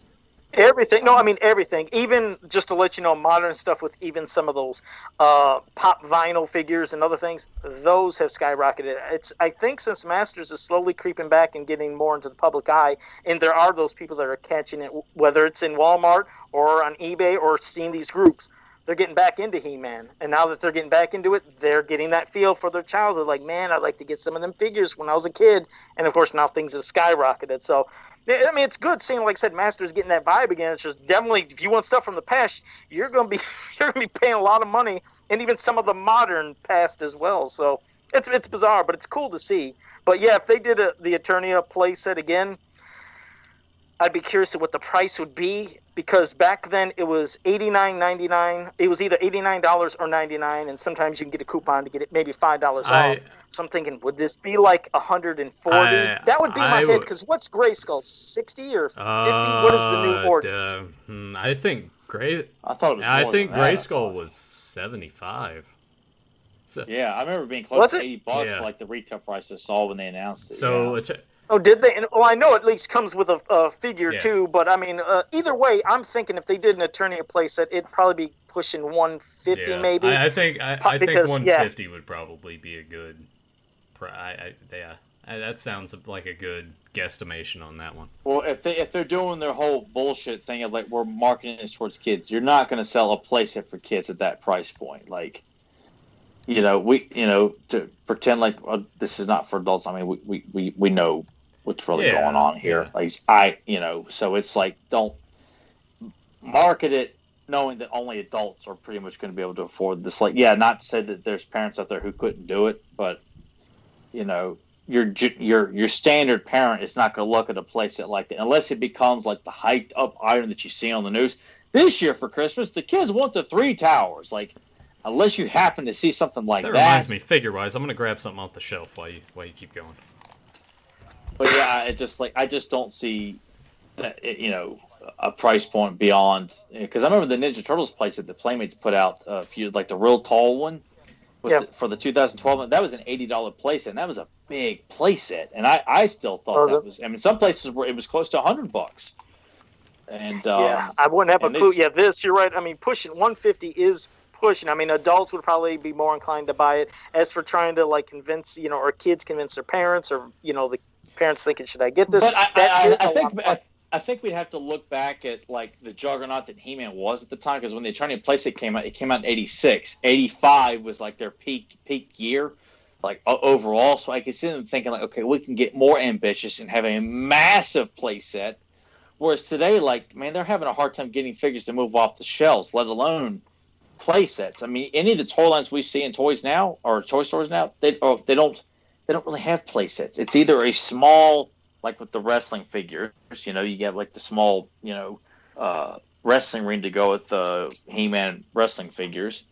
Do they even have battery-operated toys for kids these days? A question. I didn't know if they do. Is there things that have batteries? Because yeah, they do, but I couldn't tell you something right off, but I do know there's some that do require batteries, yeah. Okay, because it's thought of Attack Track and Spydor and Dragon Walker that if we eventually... Oh, in terms of like vehicles and things like that? No. I mean, there are toys that require batteries, but vehicles, no. I mean, hell, hopefully they do it for Origins. If they make them for Origins, I'd hope they'd have it. But what are you going to show us, Nathan, before we get to the chat room with any of their questions? All right, well, we've gotten some questions before of like, hey, have you guys bought any Mythic Legions figures? Do you own any? I actually bought one, and it came in the mail this week because I probably will never own a Classics Battle Cat. I went ahead and got this guy, so he can just sort of hang out on the shelf with the rest of the Classics. I was actually going on a Big Bad Toy Store to find his proper name on here because I didn't know what the fuck it was. His name, it's Soul Spiller Kawaros. Could you say that again? I want to hear that again. What would you call it? Oh, what did I say it wrong, Joe? No, I'm just being a dick. I think it's Kyle Royce. But either way, it's fucking awesome. And I wanted to say one thing, just to let people know. I did not come up with that concept. Because when that figure came out, everybody said, Joe, they stole your Battle Cat, man. No, they didn't. People have been doing Exactly. It's like, people have been thinking of crossover shit for years. And yes, I made a Battle Cat man about 8 years ago. But people have always done this stuff. So no, they didn't look at me and say, hey, Joe did that, I'm going to do it. No, they have a fucking awesome figure that is their unique creation with a unique name. And that is an awesome figure. It is really not. Well, the one thing I'm going to have to do probably is I might have... What are you laughing at? Just after you said the name and I did, Grimbot's going to be a dick. He said, yeah, the name rolls off the tongue. It's very, very convoluted, but I think I'm going to have to either boil the tail here or dip him in there really quick because his tail is very tough to put in there. So I haven't displayed him. Yeah. Do you have a hairdryer? I do. Do that instead? Okay, use that. Don't do the the boiling method. While it does work, that can mess up the integrity of the plastic throughout time. But using a hairdryer for about 45 seconds into the sockets you're using, interchange it. Yeah, that's coming from me. You know I'm not going to steer you wrong. So be careful. He made me melt my figure. That son of a bitch. Yeah, but it won't melt laughing like Jim Carrey and Dumb and Dumber. Yeah, where after the X-Lax part. Yeah, Nathan's like making faces and and Joe's like, laughing like crazy. Yeah. Shit, but that is an awesome figure. Yeah, Nathan. But I like it a lot. Quickly, I was going to say, chat room, if you have any questions you want to ask us from anything, whether it's the toys, the cartoons, or any other thing, hit it right now. While you do that, Nathan, I'll pass it to you. I don't know if you had any comments or things you would have mentioned from stuff from last week or anything in your head. I'll have to bring that up. There was a question here already that was asking if we had watched Retro Blasting's video on the depravity of NECA. I have not, but I did see that posted on Facebook. Yeah, I saw that. I really like a lot of Michael's videos. Like when when he's serious, I am 120% in agreement with that. I hate it when he inserts like jokes into his like serious. I'm like, damn it, man! You get such a good tone going. He throws in like this like plain joke. Like, damn it, stop doing it. But I've watched most of his videos at least multiple, at least twice, if not more. Even his stuff on Star Wars. I don't really care for stuff on He-Man because it's all trying to be funny. Except for the one on Golden Books, which he did a pretty good video on the Golden Books. But I love Retro Blasting. I wish he would do one on Bionic 6. He had mentioned doing something like that. But I did see his one on NECA, and he's not too kind about Hasbro, which I kind of feel like is how we are with Mattel. and because he's a big Star Wars and GI Joe fan, stuff like that too. So I can relate to him a lot on his frustration with NECA. Well, what were the frustrations? Was it more about just like how it is with the turtle stuff that we can't find it in Target most of the time, or just how I think fragile the figures can be? To like how fragile the figures are, and wanting people to pay like a lot of money. And expecting people to, buy anything because they have the licensing for this particular brand, so they slap it on everything. They can't guarantee that the products are going to be, arrive to you safely. And if they break, well, it's, they're not meant to be played with. Like, I'm not playing with the damn thing. I'm just trying to set it on my shelf, and it breaks anyway. I'm just trying to take it out of the box. This snapped off. Yeah. And it's, and that NECA will kind of dismiss, like, they're not meant to be played with, or just you have to. I encourage people, if you haven't watched it, go and check out that video, because it was just good, because he's very eloquent with what he says. I mean, he's not Disney for their shitty decisions with Star Wars and various other stuff. But his frustration, which I'm going to continue to buy NECA stuff. Yeah. But I am really frustrated with it. I hate now that they're doing pre-orders. They gouge you with the shipping, an extra $20 for shipping. Like, son of a bitch. Man. Well, it's like, if you guys have noticed, maybe you haven't, but over to the left on your screen, I'm pointing at it with my thumb. To the right of me, got that 2-pack of Toka and Razar, and I mean, it looks fantastic. But Tyler said once you included shipping, I think it ended up costing like $90-some. I'm like, yeah. It wasn't far from 100, dude. It's rough, but I would rather do that than have to try to drive around and find it, hope to find it at like a Target, or I think those were originally supposed to be Walmart exclusive, I believe. Mm-hmm.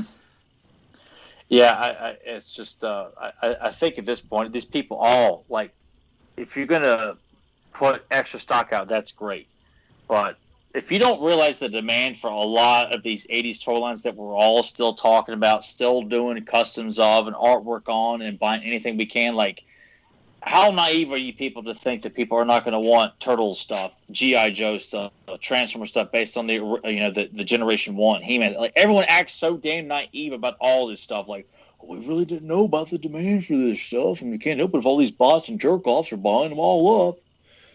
Like, I get it's a business. Everything's done a year prior. Like, they make these plans and stuff. But, like, God, dude, use your all's, damn research. Yeah, I don't understand, like, why the distribution is so terrible now compared to how it used to be. Something's lost there. But that could be a conversation that we can do next week when we actually talk about these department stores and memories and such. I guess Joe's about to shill one of the customs he's been working on. I see him playing with something. I did nothing of the conversation, so he starts playing with something. I did nothing of the sort. I am not working on any type of customs at all. And for you to say that is fucking insulting. It's Marvin the Manhunter. We'll see. We'll see what it is. And you fucking put Crackers the Clown, goddammit, down there, Nathan. He was there last week. He hasn't moved. What a dick. Crackers Clown, yeah. Well, let's get to these fuckers in the chat room. Let's see. Peck said, is there any one of you, Joe, Nathan, or Tyler, that like mini comics better than Filmation's cartoon? He said he does. Well, I mean, of course, there's mini comics that I love, absolutely adore, and there's episodes of Filmation I love, and there's some shitty Filmation episodes and some shitty mini comics. I mean, between them both, you're getting the best of both worlds, but I honestly don't love one over the other, but no, I like mini comics and the cartoon.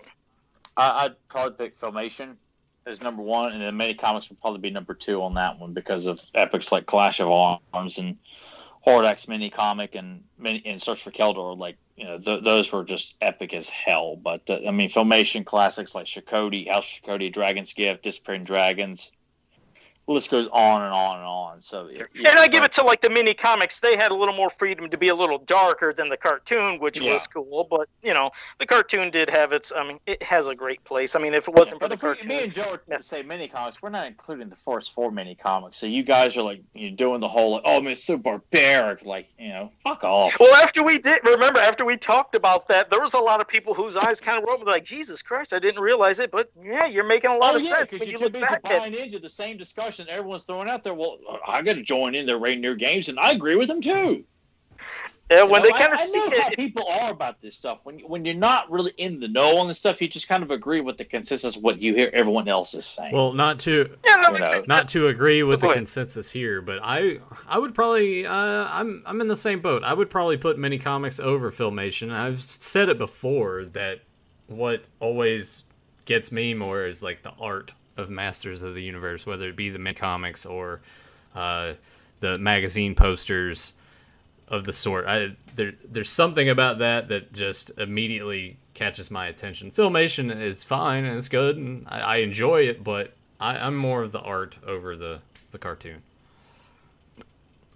Well, that's one thing I feel like because the people love to piss the shit out of Filmation, and I just want to like smash their head clean out of their ass. But if there's one thing I feel like you could guarantee somebody's interest to be piqued is showing them like the Earl Norm posters. Like those alone, probably even more than the mini comics, you show them something like that. And, I kind of find it hard that they're going to have any logical reason to like not want to be, like, okay, you piqued my interest here. Like just seeing the battles in those posters. They tell a story, but they're also like, God, this was meant for kids. This was meant for 4 and 5-year-olds. Hell yeah, dude! Like, it goes beyond. Do you know who else did some great art, Tyler, on those books? Do you know who else did some amazing art? I bet you can't guess. Five Alama Chile? Five Alama. Gino Diachile. God damn, does he do some great work, especially for the Trap. Even though the story was shit. God damn, did I have a great cover for the Trap. Have we talked about that? Because we should maybe talk about how that shitty the story is, about how great the artwork is. I think we did discuss that. Did we? Oh, we did butcher it. But, we have to point to Nathan and say, hey, Nathan didn't do it. I mean, we got so many things to revisit. At some point...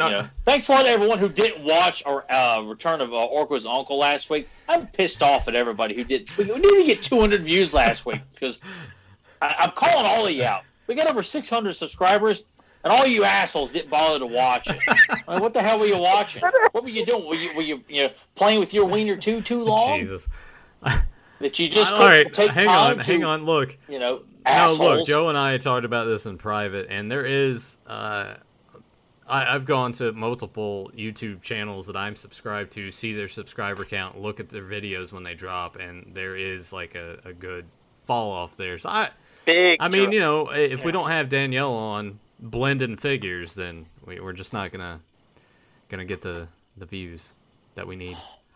Well, speaking of people, let's get to a Megator who has a question. He says, do you guys have any Marvel Legends in your collection? I don't think I do. I know these two probably have tons. A Marvel who? A Legend what? I have quite a bit, but none of them are on display. They're packed away in totes. Like I have a shitload of Marvel Legends. I even have Red Skull, which. Oh yes, I knew that was coming. Which Tyler's extremely happy that I won our fist fight to the death for that figure in the aisle of Walmart. Yeah, it was either pummel Nathan publicly in front of an old lady or let him have it. Who grabbed it first? We grabbed it. We both did. It was like same time. Are you shitting? Yeah, you really did? No, we really did. It was like we both saw it. Like it was back behind like one or two figures. And you know what? We'll leave it at that. We've told the story before. We'll go into more detail about that next week when we talk about. We'll do it next week with our toy thing. It took place in a Walmart, which is a department store stories. But I love Marvel Legends. I was buying them from the very beginning when Toy Biz had the rights, and years later I stopped. Yeah. So now I just buy them sparingly. Like I bought Shang-Chi recently. I bought Better Ray Bill. I want to get the Doctor Doom retro Doctor Doom. I want to get Warpath, and there's some of the Spider-Man retro figures like Mysterio, Green Goblin, Electro. I see them in stores. I just, I don't always have the extra money Yeah. to pull the trigger on, but I really want to get a bunch of those. Like I got So, I got the Thing, Gambit, Nightcrawler, some of those that stick out. But those people that just go and buy every single one, I'm like, between that and how Hasbro's been, which I feel really sorry for the Star Wars collectors, because the Black Series just seems like, here's another Luke, here's another Han. I'm like, why? Like, these people want X, Y, and Z, and you keep giving them the same shit. These companies, man, these companies. Speaking of which, well, Daniel Carhoonan says, did you guys watch Lio Convoy's recent video about Super 7 handling the Thundercats toys? I missed that one, but I have watched. I watched it as well. I'll have to watch. I watched a couple of his recently. He does great videos. He's very articulate, very insightful, and knowledgeable. And I'll have to watch that. So definitely look that up. Lio Convoy, Super 7, Thundercats toys. Do that after this. Boom! You pop it up on YouTube. You have it, and I'm gonna have to watch it too. So. Well, it's valid points. It's valid points. Like he has very good points. On this podcast before too. I mean, there are things that we've all agreed on, like Super 7 either needs to change their damn model, or they need to stop trying to get a hold of these properties and release these $50 high-end collectibles when they can't deliver, and still want you to pay another $200 4 waves down the line. And that's the thing. Like, you're waiting so long, and then they announce 3 more waves, expecting you, hey, there's 4 figures in this wave. Even if you do it through Big Bad, it's like $180, $200 to drop, guaranteed now. And that's the thing. They also pull your money out immediately, which we've discussed before is, so on one hand, a good thing because the money's gone, you paid for it, it's done and over with. But at the same time, too, to do that consecutively, like, all right, here's 2 years, here's 4 waves, you just now got the first wave, waiting on everything else, you're already out at this point. Say, let's go to the Big Bad toy store price, so that's $180. Should I just, I'll bring out the calculator here. So you're doing 180 times 4, they already have $720 of your money, like, and you're waiting, and I get people being frustrated by that. It's annoying. Yeah, and knowing that their first wave of Thundercats was the same figures that a lot of us had already bought, so those of us who are supporting this line had to wait even longer to get different figures. Like, I'm not buying another Panther because he makes a growling face, which looks goofy as hell anyway. But knowing that they botched that, and look how long it took them just to get the same figures that we all had access to years ago, to put those out again. Because I was looking at the second wave was supposed to be delivered this month. I'm like, there's no way in hell, like, because it comes out around Christmas time. Great, I would be charged $100 because I only got 3 of the 4, but having to be charged like $160, $170 for 3 figures in the month of December when you're buying Christmas presents, paying bills and stuff like that. Like, shit. But that ain't happening because they can't deliver. They can't deliver anything on time. And then you have the issue with some people having issues with their figures quality-wise. And I personally haven't had any problems with anything that I've gotten from Super 7. But other people have, and I know that they've also had to go through hoops, and the QA's sometimes very questionable on all that stuff. So it's like Tyler said, you gotta... Maybe they have bitten off more than they can chew in terms of all the properties that they have under their belt. I mean, I don't know. Like, none of us are in that business, so it's like, what? No, and it's not like we're trying to pretend like we know what's really going on, but when you clearly see they're putting out the little trinket junk shit with, like, solid color, like stuff that comes in little cans, and it's like $20 for this little can of little small rubber figures or the reaction stuff. They churn that shit out all the time, no problem. But it's all the $50 figures, like the Conan figures, look like shit. But the one based in the comic book looked awesome. The Toxic Crusader looked awesome. But it took almost a damn year to get one figure. Yeah. It's something's not adding up here. And look how long it took us to get our He-Man figures. Those movie figures, we almost took us a full year. They told us August. Yeah. And it was almost a full year of prepaying for those movie figures before we finally got them, which is what I was expecting. Just like there's no way in hell they're going to deliver on that because they never deliver on what they say. I mean, like, what direction do you go in? Do you push back announcing anything? I feel like that would, but also they work on how many pre-orders they get basis. It's not like it's a super mass-produced, I'll put them out there and see if they sell sort of thing. They base it more off of But I pre-order. feel like when the problems are constantly happening, if they cannot deliver the very first wave that you purchase, whether it's He-Man or Silverhawks or Thundercats, whatever it is, if you can't deliver that first wave and build up confidence that you're going to deliver these things on a certain time, and thinking that, maybe $200 is not big to them, but to a lot of us, that's a lot of money. That pays for several bills. And you're telling us we have to pay it now by this certain point, on top of Turtle Classics, Thundercats, all these other things that they want $200 in advance for. It's a nausea. It's frustrating, and makes it even more when they can't deliver the goods. And that you're still waiting. I mean, we're 4 waves into Thundercats, and people are just now getting the first one, and it's all fucked up. Yeah. So it's just I really feel like they got no business announcing anything until they can, like, hey, here's the first wave, it's great, and then next month we're going to announce the pre-orders. It's too damn much, and they cannot fulfill any of these promises. And we're just all expected to, like, oh, just deal with it. Well, you know what? Because we don't have a choice. You've already got our money. Yeah. So it's, I don't know. I remember it's just.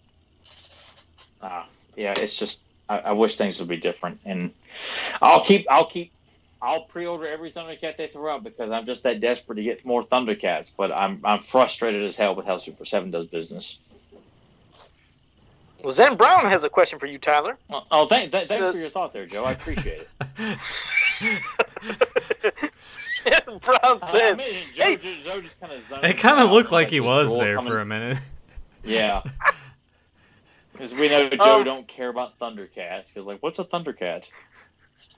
No, I don't have many to collect any of the stuff you guys are talking about, so I couldn't add no input because I was like, I don't collect them. That's all. If I had the money, believe me, I'd love to get all that stuff. I'm sure that don't. You would, Joe. See, there you go. And Zen Brown said, hey, Tyler, we know how much you love Clash of Arms, but how did you feel about Fisto's portrayal in Secret of the Dragon's Egg? And we've discussed that many times, but what did you think about it? Everything's great. Secret of the Dragon's Egg. I mean, Fisto was a badass in it, and taking on Goatman and Beastman, and his tag team with Stridor, which was awesome to see that again. So I thought Fisto was portrayed very, very well. Everyone was in that comic. Whiplash was, and Merman was. Skeleton. I mean, everybody. The Golden Books treated all the evil warriors with dignity. All the heroic warriors were badasses.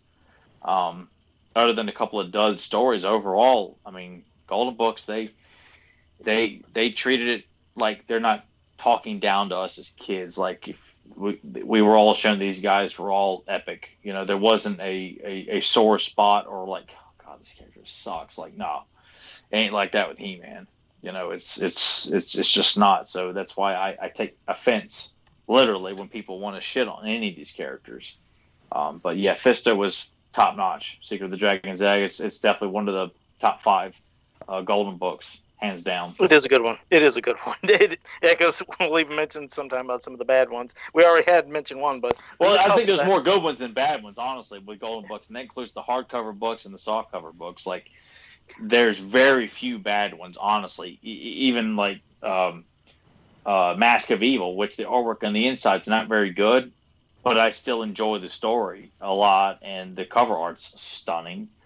But, I mean, the trash... Yeah, I can honestly say I don't think there's any... I mean, honestly, there's not any of those covers that looked bad. Now, the interior for some might have been kind of painful on some, just as some of the stories might not have been that great. But I loved the covers of all of them. And I think that one of them, like when we were talking about some that are bad, what's sad is one of the hardest to get is Power from the Sky. Great cover, but boy, But that's what's weird. But it's one of the hardest to find. I don't know if it was one of the. It was, I think, an '86 release, and I don't know how many were released in '86. The others ones were like '84 and 80, '85, and I think even like A Hero in Need was '86.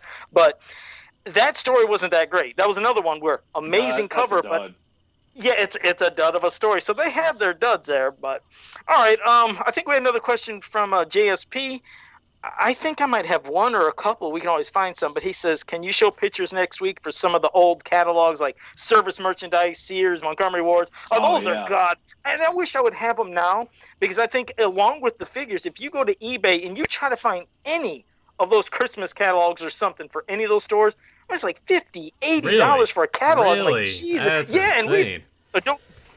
And I remember, what's sad is I remember, as a kid, it was cool to look at over and over, but eventually it hit the trash pile. God, I wish I would have saved them because there's so many cool little fucking ads, but I think I might have one. Displays for He-Man and various other toy lines, the companies would set up some amazing looking displays in those catalogs, and just going in Google search, Google search 83, 84, 85. They put these epic backdrops behind the castles for He-Man. I'll try to get a collection of pictures from catalogs, maybe just random stuff for that discussion next week.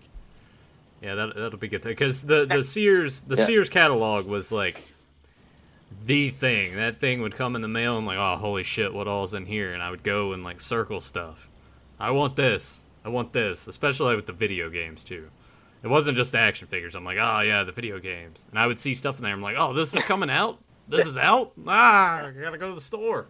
I don't know how many old. I mean, I collected as for like magazines. I had almost every video game subscription you can think of, and a lot of crazy shit that was in those I can't even really find like online. Like, you can usually search to look for an old tip or a trick or a little picture. Some don't have that or clear images. Like, I know that many people don't remember a lot of the stuff that was on the Sega Master System, but they were going to have Alex Kidd Shinobi World. They did release that, but early pictures showed him battling the first boss because it was like Alex Kidd but Shinobi and mixed. He was going to fight somebody and he was going to be called Mario, because that was like Alex Kidd against Nintendo's mascot. And they had it spelled a certain way, with a hyphen in his look. But when the final design came out and the game came out, they had to switch it up. They couldn't get away with it.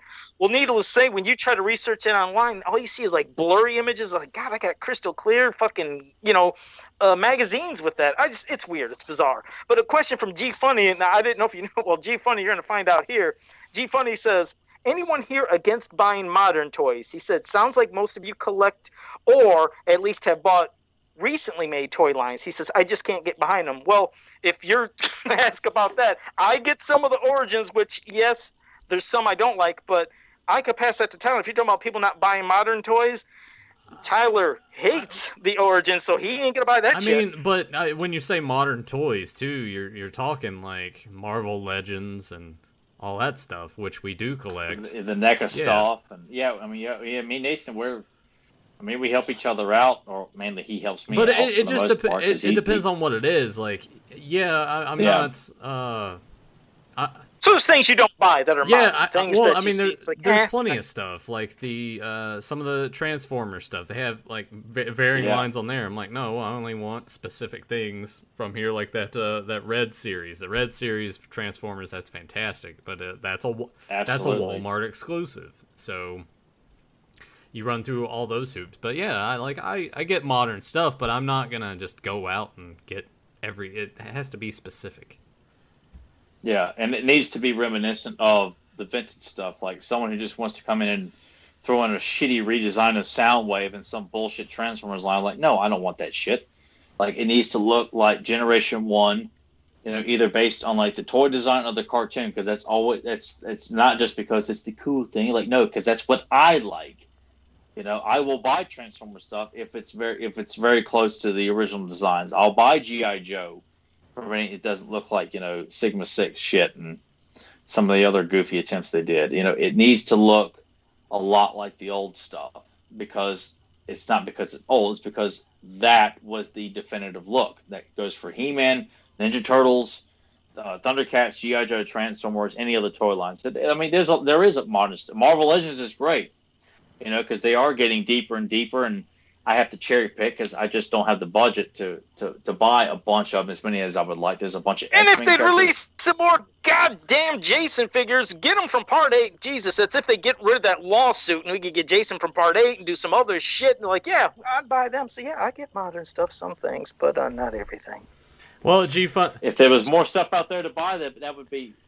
We could say, yeah, I'll buy everything modern, but ain't the case anymore. With that, G-Funny says, so with that said, how do you determine what to display and what to hide in the closet? I go with the intention of buying any of that stuff to display. Now, the Origins line that I did get, those are all in the closet because I have the vintage displayed. I have the classics displayed. but I still wanted to support the line. I saw them, and I was like, if I don't get these, I might have buyer's remorse. So I went ahead and got them, And it comes to room, Yeah. too. Yeah, I mean, you're right, but Nathan, you're right. It always comes to the room, because on that side, I used to display all the Playmate Simpsons figures. But then when the classics came out and some other stuff, I had to put those in totes into a closet. But otherwise, I'm always under whatever I'm going to buy, I'd like to put out and display. But you eventually run out of room. It's like, God damn, I don't know what to do. That's why some things do make it into the closet, or you really got to try to be creative with the way you display stuff in room when you don't have much. And he says, then why get them if not to display? And that's you're right. That's the only thing. The origins of the only thing I've bought in a long time, really, that didn't go on display anywhere. Now, there's stuff that I bought and displayed, and then I moved, and I haven't got a chance to put them somewhere else. But I have space downstairs, so I need to go through all my stuff and be like, all right, this will get displayed here, this will do that. So the intention is to do that, or sometimes you just fall out of stuff, like Star Wars, prime example. Like, I would have some of that stuff out and displayed, and then, like, I go through phases where I lose interest with it, and I'm like, all right, well, I'll take these down and put them away, put something else in its place. So you just go through all kinds of different stuff, but I see what you're getting at, and that could be asked of a lot of collectors. Like, why do you buy this if the intention is not to display? But you can go even further down the hole. It's like, why do some people just buy stuff and keep it mint on card? Why not just, as Matt Cardona says on their major wrestling figure podcast, let them breathe. Let them breathe, display them. A lot of people do have it a lot of people do want to buy it to where they're hopefully that in the future it gets a lot of value and can sell. I mean, I know a lot of people that collect like that. I mean, but I feel like so much modern stuff, like it doesn't look good on card anyway. I mean, some people do put together some really good packaging for a lot of the modern toys. Most of them are not, though.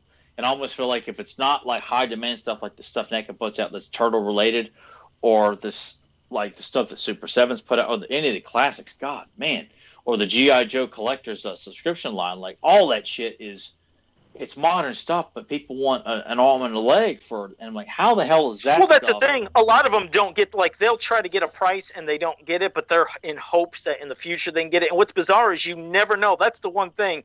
There's figures that were in the past that you thought could be absolute horseshit and dog shit, and then somehow now they just attract such a high value because there was a limited amount. People didn't want them, so people now are buying modern stuff in hopes of, hey, I hope in the future I can get money.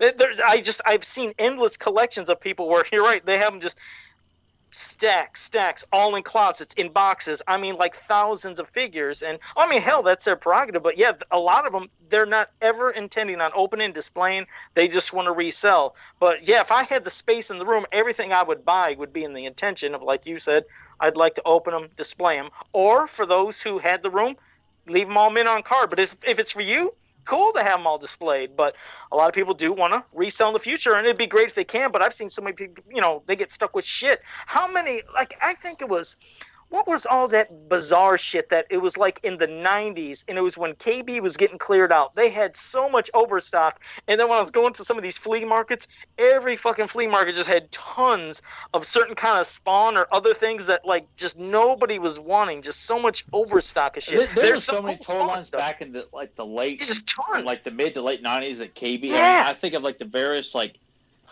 Toy Biz, Marvel superhero lines they were putting out that no one was buying. Starting lineup. Sorry, had something in my throat. There's another one. They're not worth dicks. The Spawn figures were not out worth the ass. I hate that too. But I was collecting starting lineups just because I was super into sports, and those were ones that I had. I had loose ones displayed on a shelf that I had, like particular rookie cards or autograph cards, like in the hard casings. I had those displayed on a shelf and had starting lineups loose on there, but I also had them carded and hung up on the wall around that. So like one wall was football, one wall was baseball, the other one was basketball. So I get all sides of the spectrum. But go ahead, Tyler, talking about all those lines that weren't worth shit then and are not worth shit now. Yeah, I mean, one of my favorite toy lines is the Marvel superheroes line that Toy Biz did back in the early like 1990 or 89, where they had the Marvel Training Center, And they had like Green Goblin, Doctor Doom, Doctor Octopus, Annihilus, all four of the Fantastic Four, Cap, Spider-Man, Venom. All those figures are dirt cheap. Like they're not hard to collect, but I mean that toy line's 30 years old, and you can buy a lot of those men on card for like less than $20. So I'm not quite sure how people can. I don't quite get it, but I just think of like the Ghost Rider toy line that was being carried in KB at that time, which I kept like wanting to collect, but they didn't have the ones I wanted, so I wouldn't buy any of them. There was like Star Wars was putting out Powers of the Force stuff, and then when like the Phantom Menace came out, you couldn't get rid of that shit. There was stuff all over the stores. They were doing like dolls of like Spider-Man playing soccer and scuba diving and shit like that. Like, who's buying this shit? It's like all the dumb shit. It's like, oh, here's Superman on a motorcycle. Why would he need that? He doesn't need that. Yeah. He can fly. Like stupid shit like that. I don't know. They just had no creative thinking, and it's not that I didn't want to buy toys, but there just wasn't a whole lot. And God, there was Star Trek stuff. There was they were bringing back the G.I. Joe 12-inch stuff in stores. Yeah. I'm like, oh man, that stuff's lame. Give me Real American Hero, and that stuff be cluttering up the shelves. And then of course 2000X comes along and Smash Blade and Spin Blade. Oh God, every KB in America. It was just distribution and no originality. Like I just people were still buying toys because I was noticing that time, like people were collecting toys and there was just a lot of excess stuff though. And I should get some pictures. The Toy Liquidators, which was like an off-brand of KB. I mean, I went to one of those with Nathan one time. No, I feel like the flea markets around here are those because the amount of stuff. Every vendor in this one place that we have around here called Storm and Norman's, if there is a toy section, they're all flooded with that 90s shit. Every one of them, and they just can't sell them. Nobody wants them even now, so they're flooded. I remember. This makes you think there are a few Roses in existence. I had no idea. But it's not the Roses that we knew. That's basically they have the same business model now that Magic Mart did, where it's just their upper tier guys go to like these business shows, so there's like all kinds of vendors there, like, hey, put in an order to buy this shit. Like their whole thing is just completely it's something. I don't know what happened along the way, but Roses now is not even I don't even know why they still call it Roses, because it's not. They completely changed the distribution. It's basically like a bulk warehouse. Because if you go down their toy aisle, it's just a bunch of old shit, and it's just a bunch of bulk, and that's it. Like, it's nothing. It sucks. It sucks. I can't. The only reason I bring this up is because I thought this was so cool, but sad at the same time. Is there was and it's still there in North Myrtle Beach, and I was like, oh my God, I have to go in there. I really thought I was gonna like walk in there and find like a Rotom Mitten box or something like that. But I went to the toys. They actually had the X-Men 2099 toy line on the shelves in there. And I'm like, son of a bitch. Good God. That toy line's from the early 90s, and it was right there on. We're talking like the mid 2000s, like 2005 or 6 or 7. And like, I'll never forget that. And there's probably just some like bum that has like some shitty company somewhere. He went to this thing and like the Roses execs were coming. It's like, hey, I got all these toys. I'll sell them to you at this price per pallet. And they're like, yeah, you got a deal. And that's what's on there. It's just a bunch of old shit that nobody wanted and no one still wants. I'm going to get some pictures next time I go to Storm and Norman and show you the shit I have. And Adam will answer your question before we wrap it up. He just want to say one day he was looking to see what is Masters of the Universe related online for sale. He said he's seen these giant He-Man and Skeletor figures made from Mexico. He said what made them unique? Those are the hollowed out figures. They have He-Man, they had Skeletor in multiple different sizes as well in giant form. They also had Webstore, Zodak, that shit show Stratos, and a couple others. God, the one last thing I want to mention. I'm going to mention this before we wrap it up. They have these little clip bag things that I was never collecting, but I've seen it. Yeah, 'Cause clip that's what bag. you are right now. That's right. No, so they had these little clip things, and they were in the bags, and the clips of Master Universe, and you don't know what you're gonna get. They're normally like $5-6. Well, there was $1.50 clearance at one of the stores I was at the other day, and of course, who do I get? Fucking Stratos. It's just terrible. I mean, so that's it.